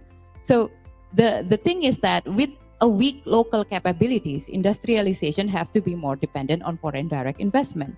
However, if we only rely on foreign direct investment, industrial growth cannot, basically FDI alone cannot drive industrial growth without local capabilities. So basically what happened with the case of Indonesia is that often the government expect that the manufacturing sector will grow by inviting more foreign investor, right? So, but this becomes problematic because the more foreign companies building its factories in Indonesia, of course it absorbs labor, but it does not follow. It will not be followed by the growth of the local firms. So local firms need support when it comes to their upgrading capabilities, right? So global value chain. As I mentioned earlier, like right now, if we're talking about international trade is characterized by the global value chain, right? So basically what we are exporting is not the final goods, but so basically what we're having, right? One from raw materials, sometimes in the process of global production, raw material sometimes comes from one country, it being transported into another country to be processed for the first stage, and then it moves again to another country to be processed until it reach the final country where normally the country who own the companies who own the capital, right? So the more, so basically right now we're looking into, when it comes to export, we're looking into value added, right? So the idea is that the higher the stage, the higher the technology level, and then the higher profit that they get. So the lower our position in the global production network, the less profit we have, the less sophisticated our technology is right now, right? So if we're looking into the share of foreign value added in ASEAN in 2015, we can see that basically the Southeast Asian countries are well integrated into the global value chain, particularly the regional value chain. So the difference between global value chains and the regional value chain is that the regional value chain is basically when a production involves a lot of countries in several countries in Southeast Asia. But if we're talking about global value chains, then we're talking about also involving countries from outside Southeast Asia, right? So for the data on your right side is basically the percentage of the share of foreign value added in ASEAN's export. So again, if we're looking into export, we're looking into the value added data. So for the secondary sectors, the share of foreign value added, meaning that the share of the profit gained by the foreign the non-ASEAN countries are 44%, and basically the highest share goes to the medium high manufacturing level. We're talking about automotive sectors, motor vehicles, E&E, electronic and electrical and electronic equipment, machineries, right? It's mostly 50 to 40%. It's really high. And so this shows the deep integrations of ASEAN economy into the global production network. So this is the graph, the figure that on Indonesia, right? So on your right side, basically you can see the comparison between foreign value added and domestic value added. Basically, we can see the different share of profit. You know, if you want to make it simple, the share of profit between the foreign and the domestic. In the case of Indonesia, actually Indonesia is kind of interesting because the share of foreign value added is not as high in comparison to the other Southeast Asian countries. Still, global production network plays important role for Indonesian economy. And if we look into the left side, we can see that again it's kind of similar, that the sectors that relies a lot on global value chain is the medium to high manufacturing technology sectors. If we're only talking about low technology sectors such as food, textile, agriculture, Indonesia is not well integrated into the global value chain, right? Because basically, and when it comes to low technology, you know, we cannot really expect that there are technology transfer, especially when it comes to agriculture. It's even more difficult to have technology transfer from multinational companies into the domestic companies, right? So learning from export, right? So first of all, I think when it comes to innovation system, when it comes to industry and innovation system and technology, then we need, as I mentioned earlier, we need to learn from the success cases, right? And the four success cases, the four cases that are often associated with the recipe for the national innovation system is Japan, South Korea, China, and Singapore. But if we're looking into these four countries, basically these four countries have different some sort of strategy. China and Singapore, they relies a lot on foreign direct investment, meaning that when a foreign company comes, they bring investment. And then China, the Singaporean and Chinese government, they are trying to force a technological transfer to occur by creating this kind of industrial cluster. But not just creating industrial cluster, the local government also facilitate this.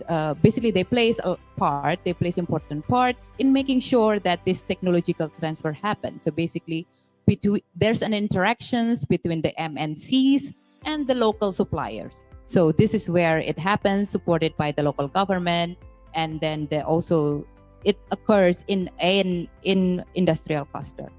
But with the case of Japan and South Korea, we have to remember that Japan and South Korea's economic growth and industrialization happened before the whole trend of the free trade agreement, right? So this was the period where the government still have more rooms to conduct some sort of protectionist kind of policy. So what happened with Japan and South Korea is that with the case of Japan, they're basically buying the foreign technology and then they developed it. So they try to duplicate it, they try to develop it, they conduct a reverse engineering.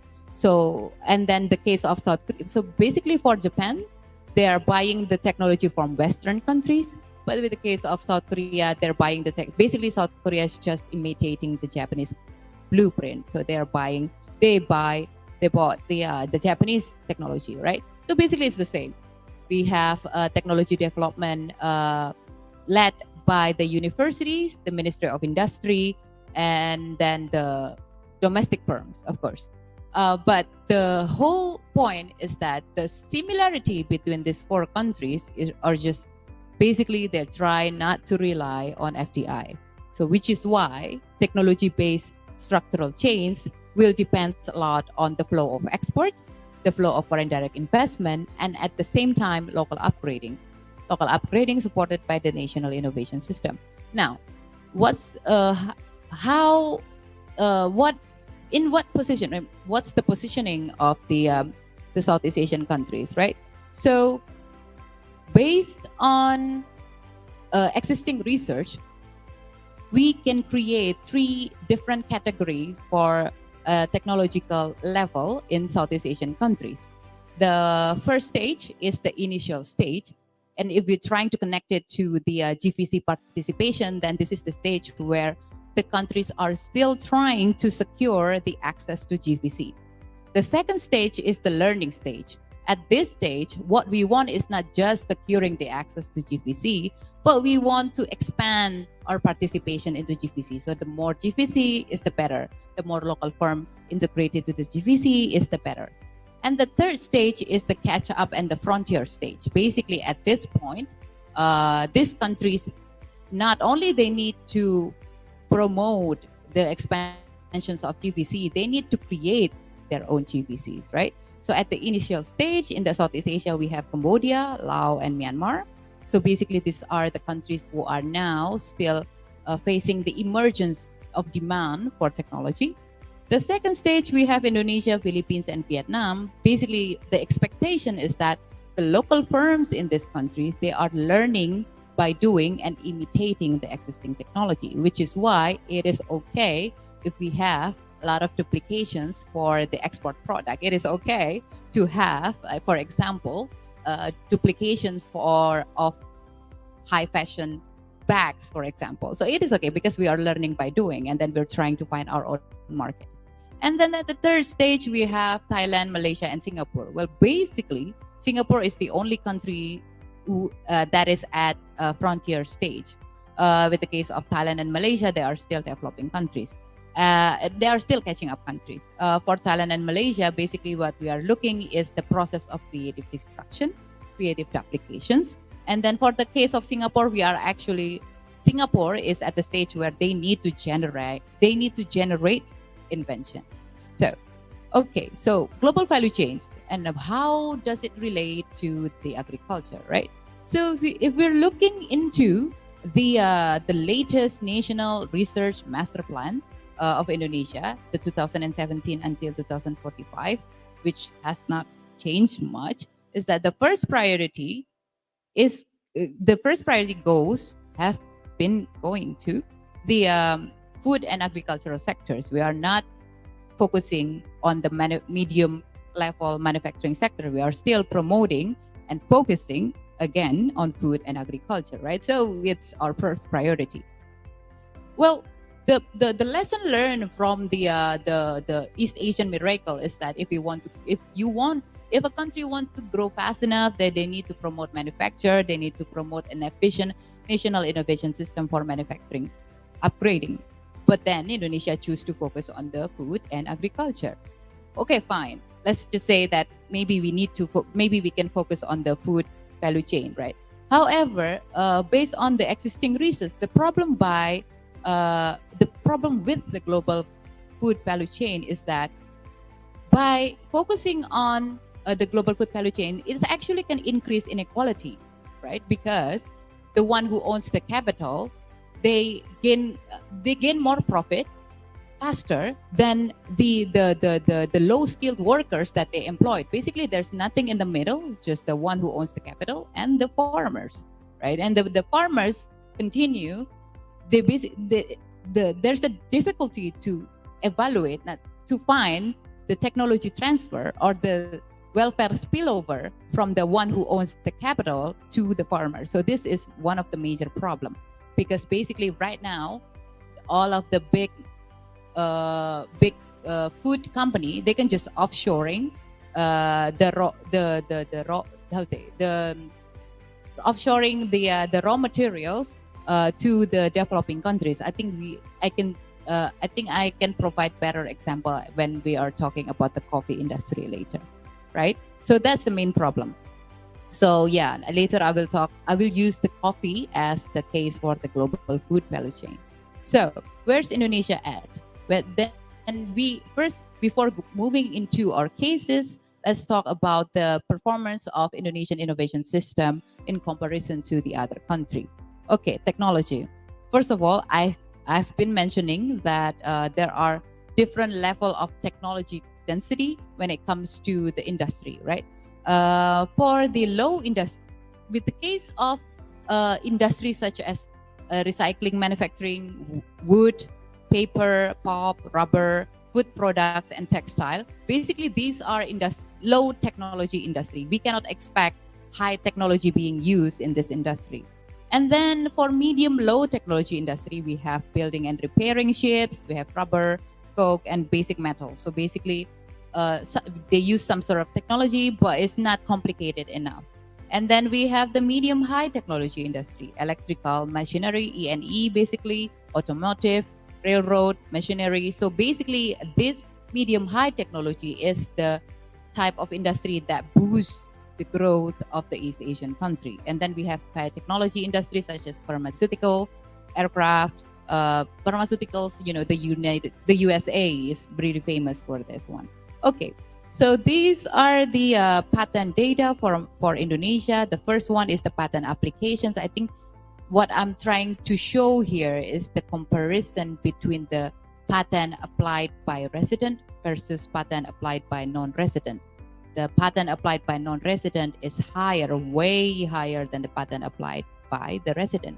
Well, this is problematic because it means that even at the local, even at the national office, at our technology basically owned by the non-resident, right? And this is the previous figure was the patent applications, and this figure is the patent grants, right? So it's even the number doesn't even look better. So these are, if we break it down more and we're trying to understand what kind of technology that Indonesia are producing, right? So basically here I categorize the patent based on the most used IPC code, 3-digit codes in Indonesian domestic patent. We can see that the highest number goes to medical and veterinary science. The second one goes to food and foodstuff, and then agriculture. So basically we cannot find the trace of medium level technology here. So then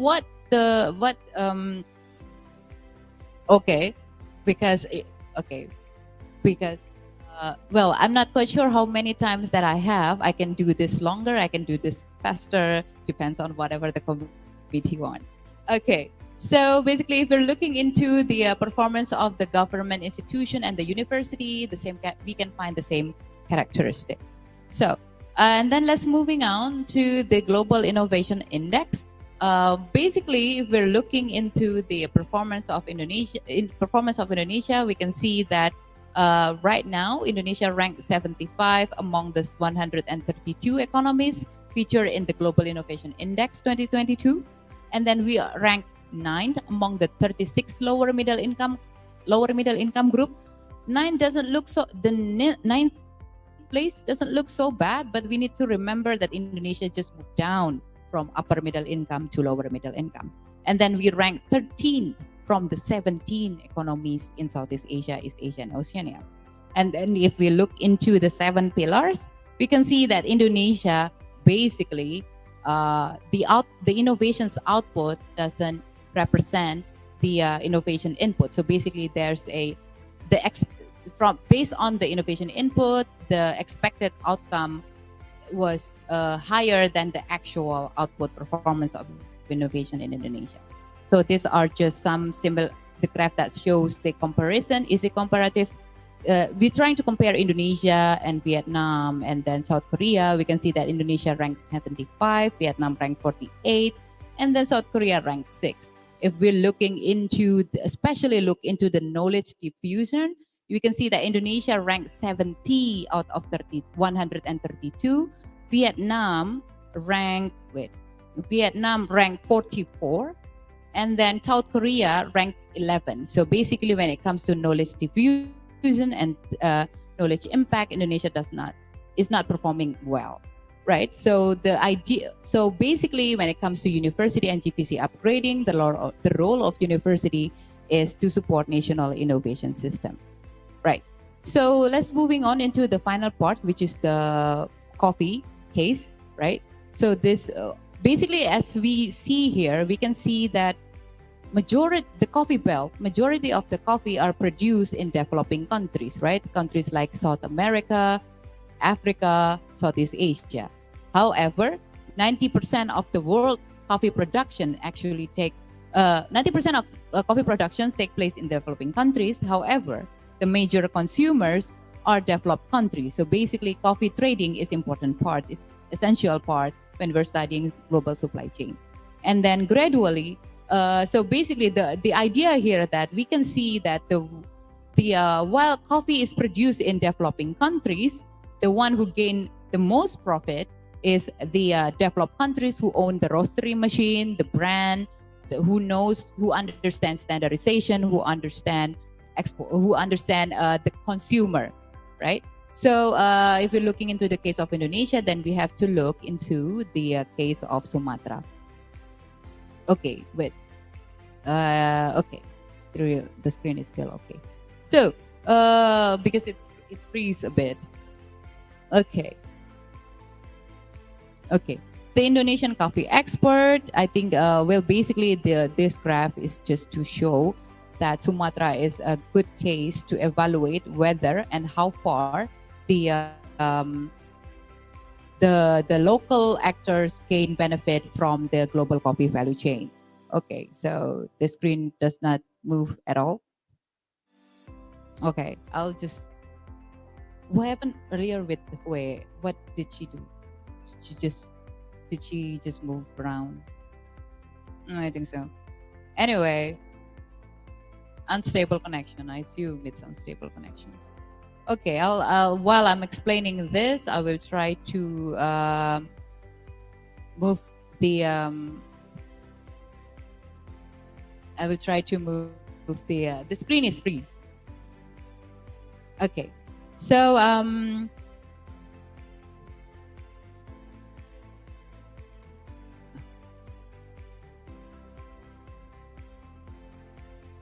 okay.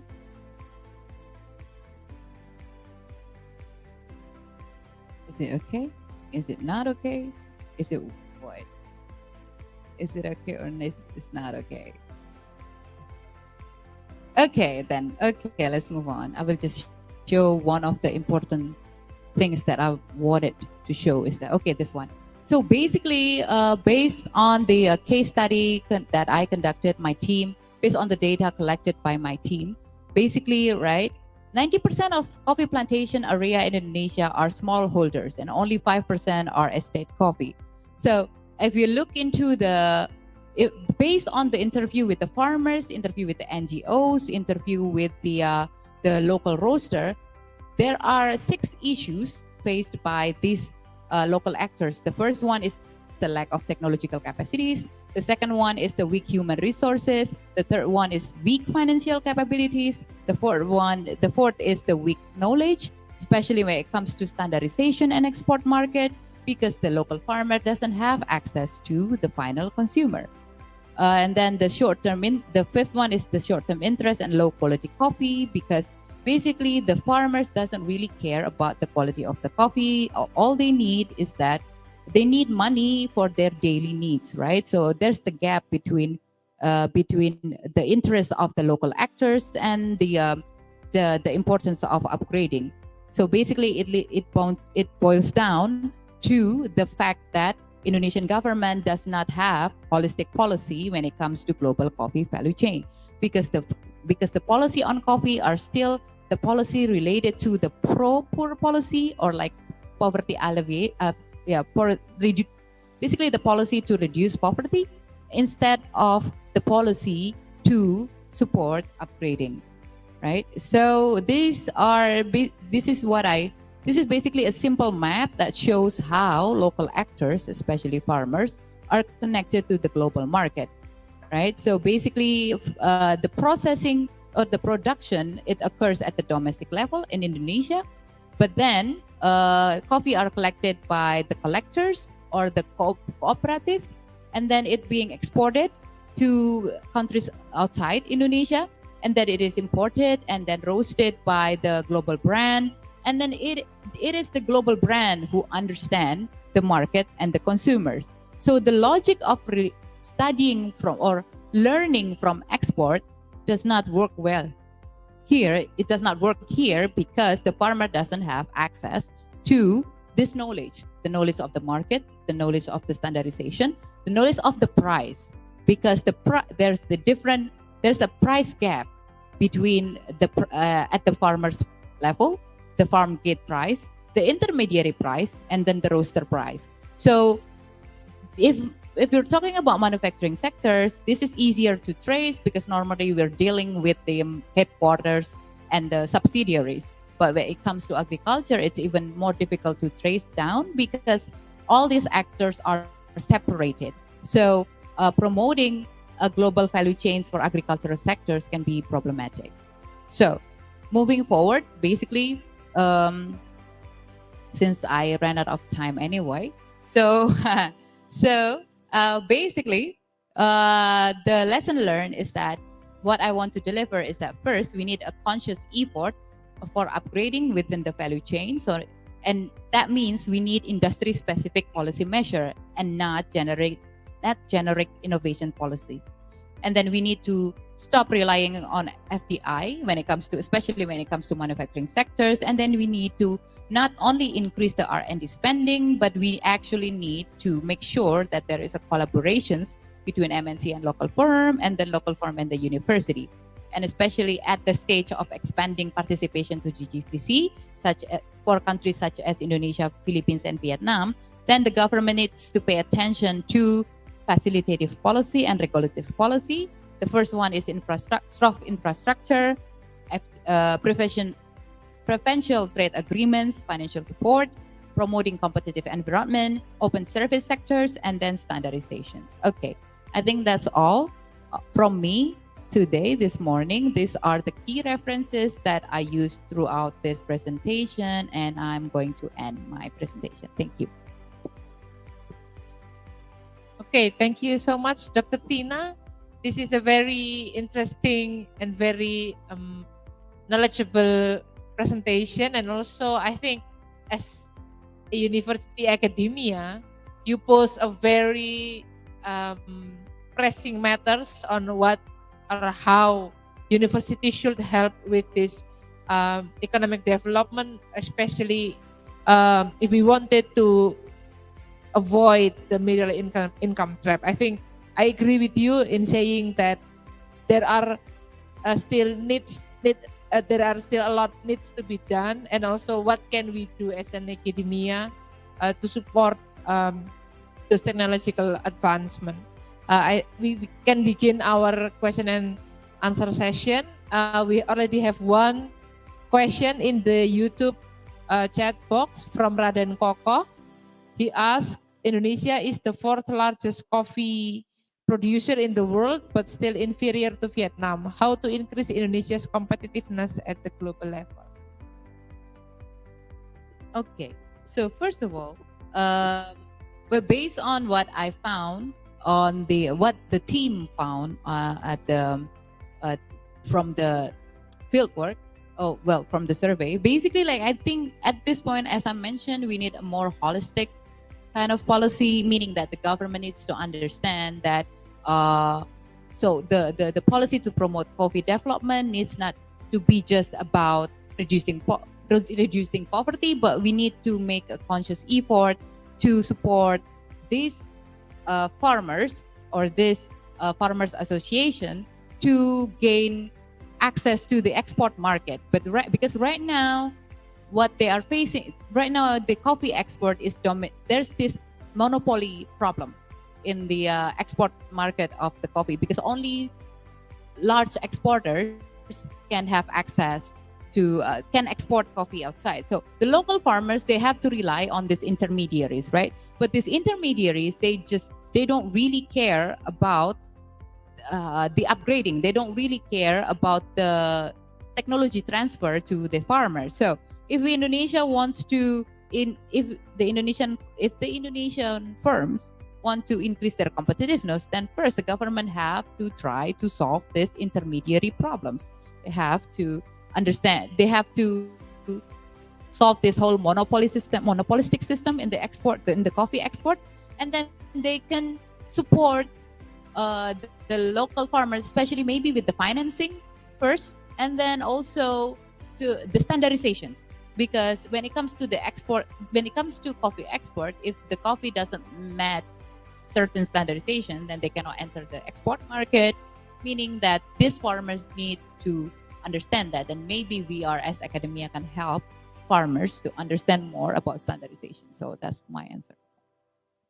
Okay, very interesting. We need to learn more about the intermediary system and also avoid monopolistic system to support our export. So I am a little curious, Dr. Tina, what do you think about the intermediary system that needs to be that what can we do to help to support the I think the intermediary system, the formulation of the intermediary system. I'm also like still wondering what we do about it. I think the thing about the local farmers is that sometimes they just try to sell coffee to whoever wants to buy at the best price, right? So of course, poverty reduction is still the key, meaning that these farmers need to have a good life and good social security first, and they can start to think to expand their businesses, or maybe trying to be more like trying to make the cooperative, the cooperacy to have more efficient system. And then I think because my research depends on smaller interview, right? I need to conduct like more wider range of survey to be able to find the solution from it. But the first, I think we need to, because the intermediary problems is not acknowledged enough at the scholar level, right? Not many scholars discuss about this. So acknowledging that there's a problem at the intermediary level is the first step. Then after this, I will continue to conduct a more like wider range of survey in order to find this solution. So Okay, thank you, Dr. Tina. We have another question in the YouTube channel from Agung Bramasta Putra related to sustainable coffee production at the farmers level. Has this been fully supported by industry and the Indonesian government? The Indonesian government, well, according to some of the farmers, the support that they receive is not like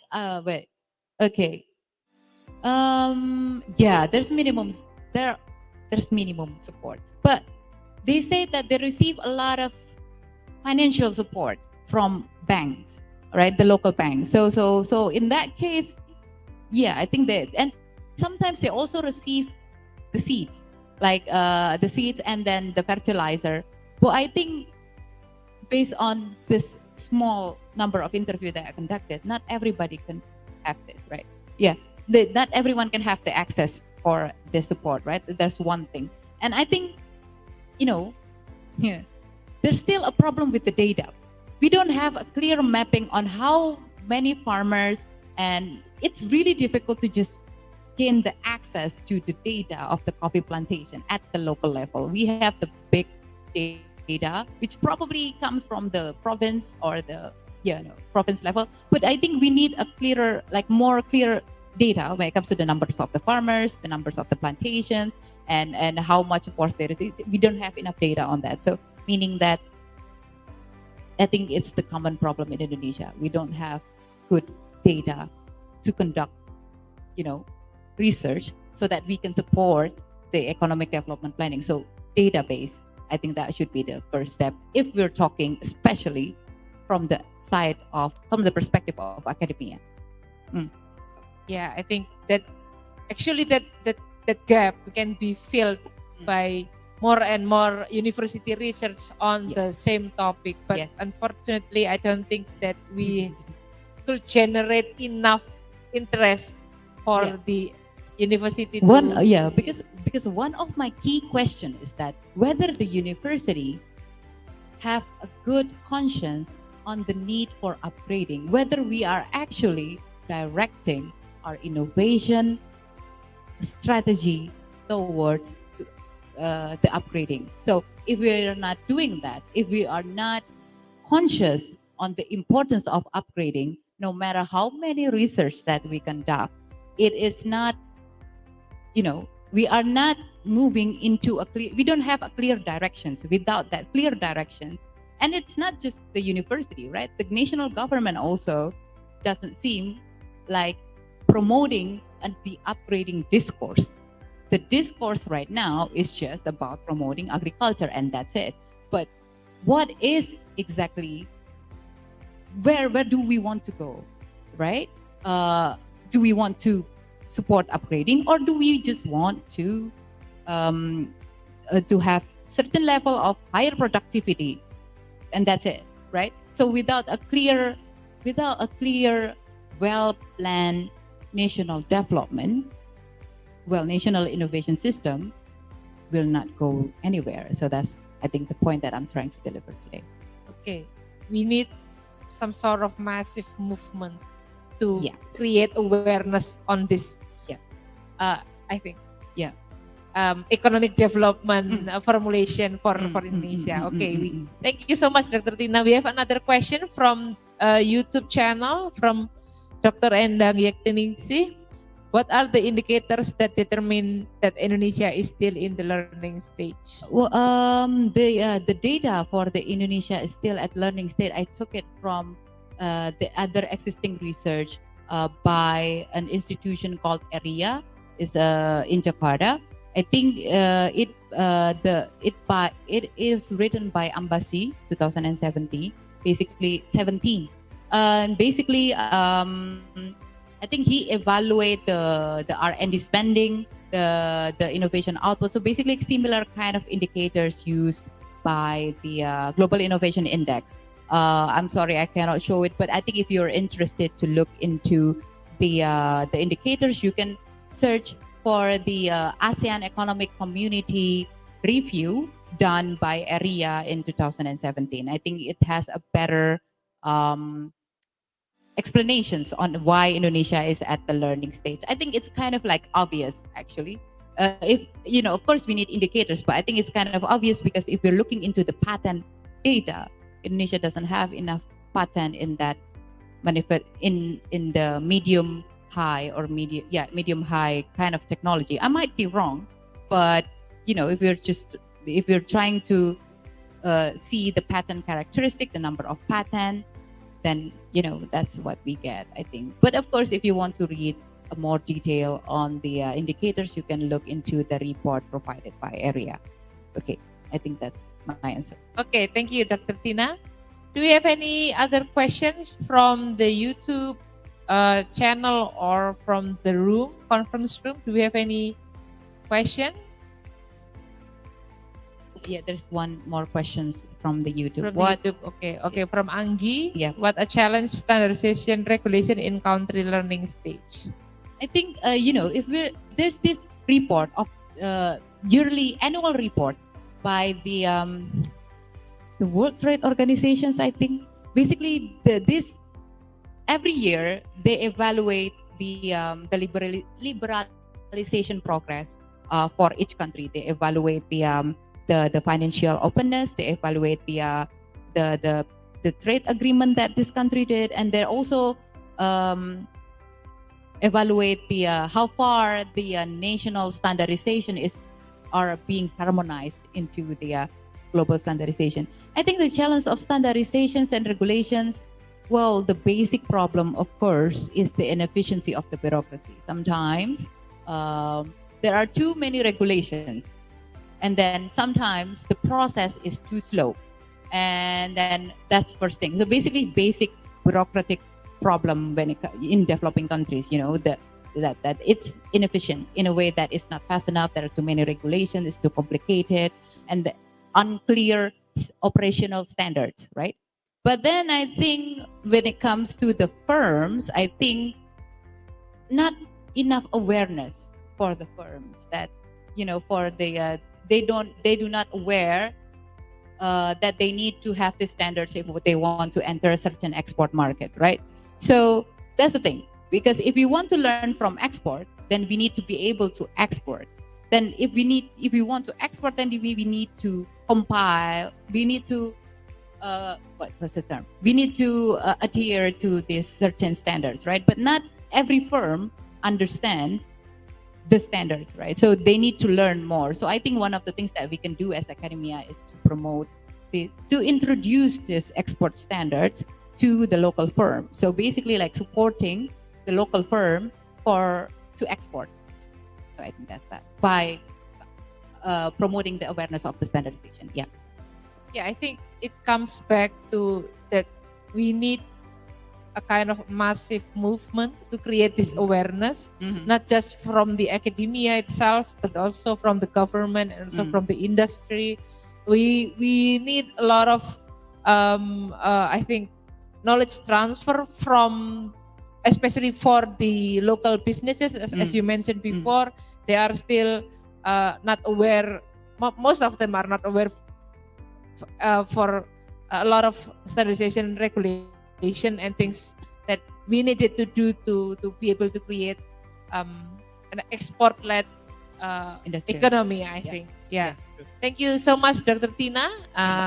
Dr. Endang Yektiningsih mentioned you in the YouTube channel that she wanted to cooperate with you. So you might be able to expand this topic further in the future. Thank you so much. I think we reached the end of our discussion. Thank you so much, Dr. Tina, for your presentation, also from the participants for their questions. Will we be having photo session right now? Okay.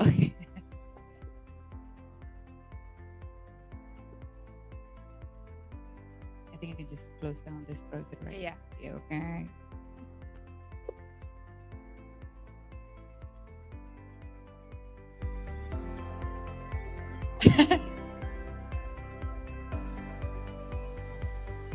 Okay, we invite participants to come closer to the stage to have the photo session with our keynote speaker, Dr. Tina. So please, participants, we can come closer to the. Okay, join me in congratulating Dr. Tina for the excellent presentation this afternoon. Thank you so much, Dr. Tina. Thank you. Okay, please, participants, we can have our photo session.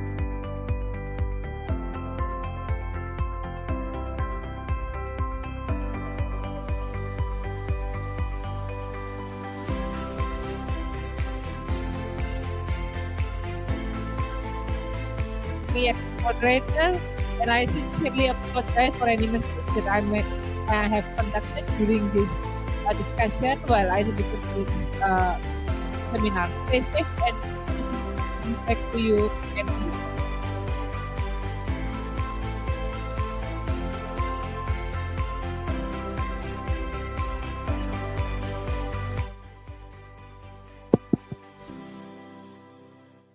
Okay, please give a round of applause to our keynote speakers. And our Such moderator. inspiring discussion, right? Yes, definitely. I hope you guys get some insights and some inspirations maybe to do further research about this topic in the future. Okay. Yes, we can see from the YouTube channel that some of our colleagues has been interested to cooperate further with Dr. Tina, Yes. especially for the global value chain in the coffee commodities. Yes. Okay. What we got after this?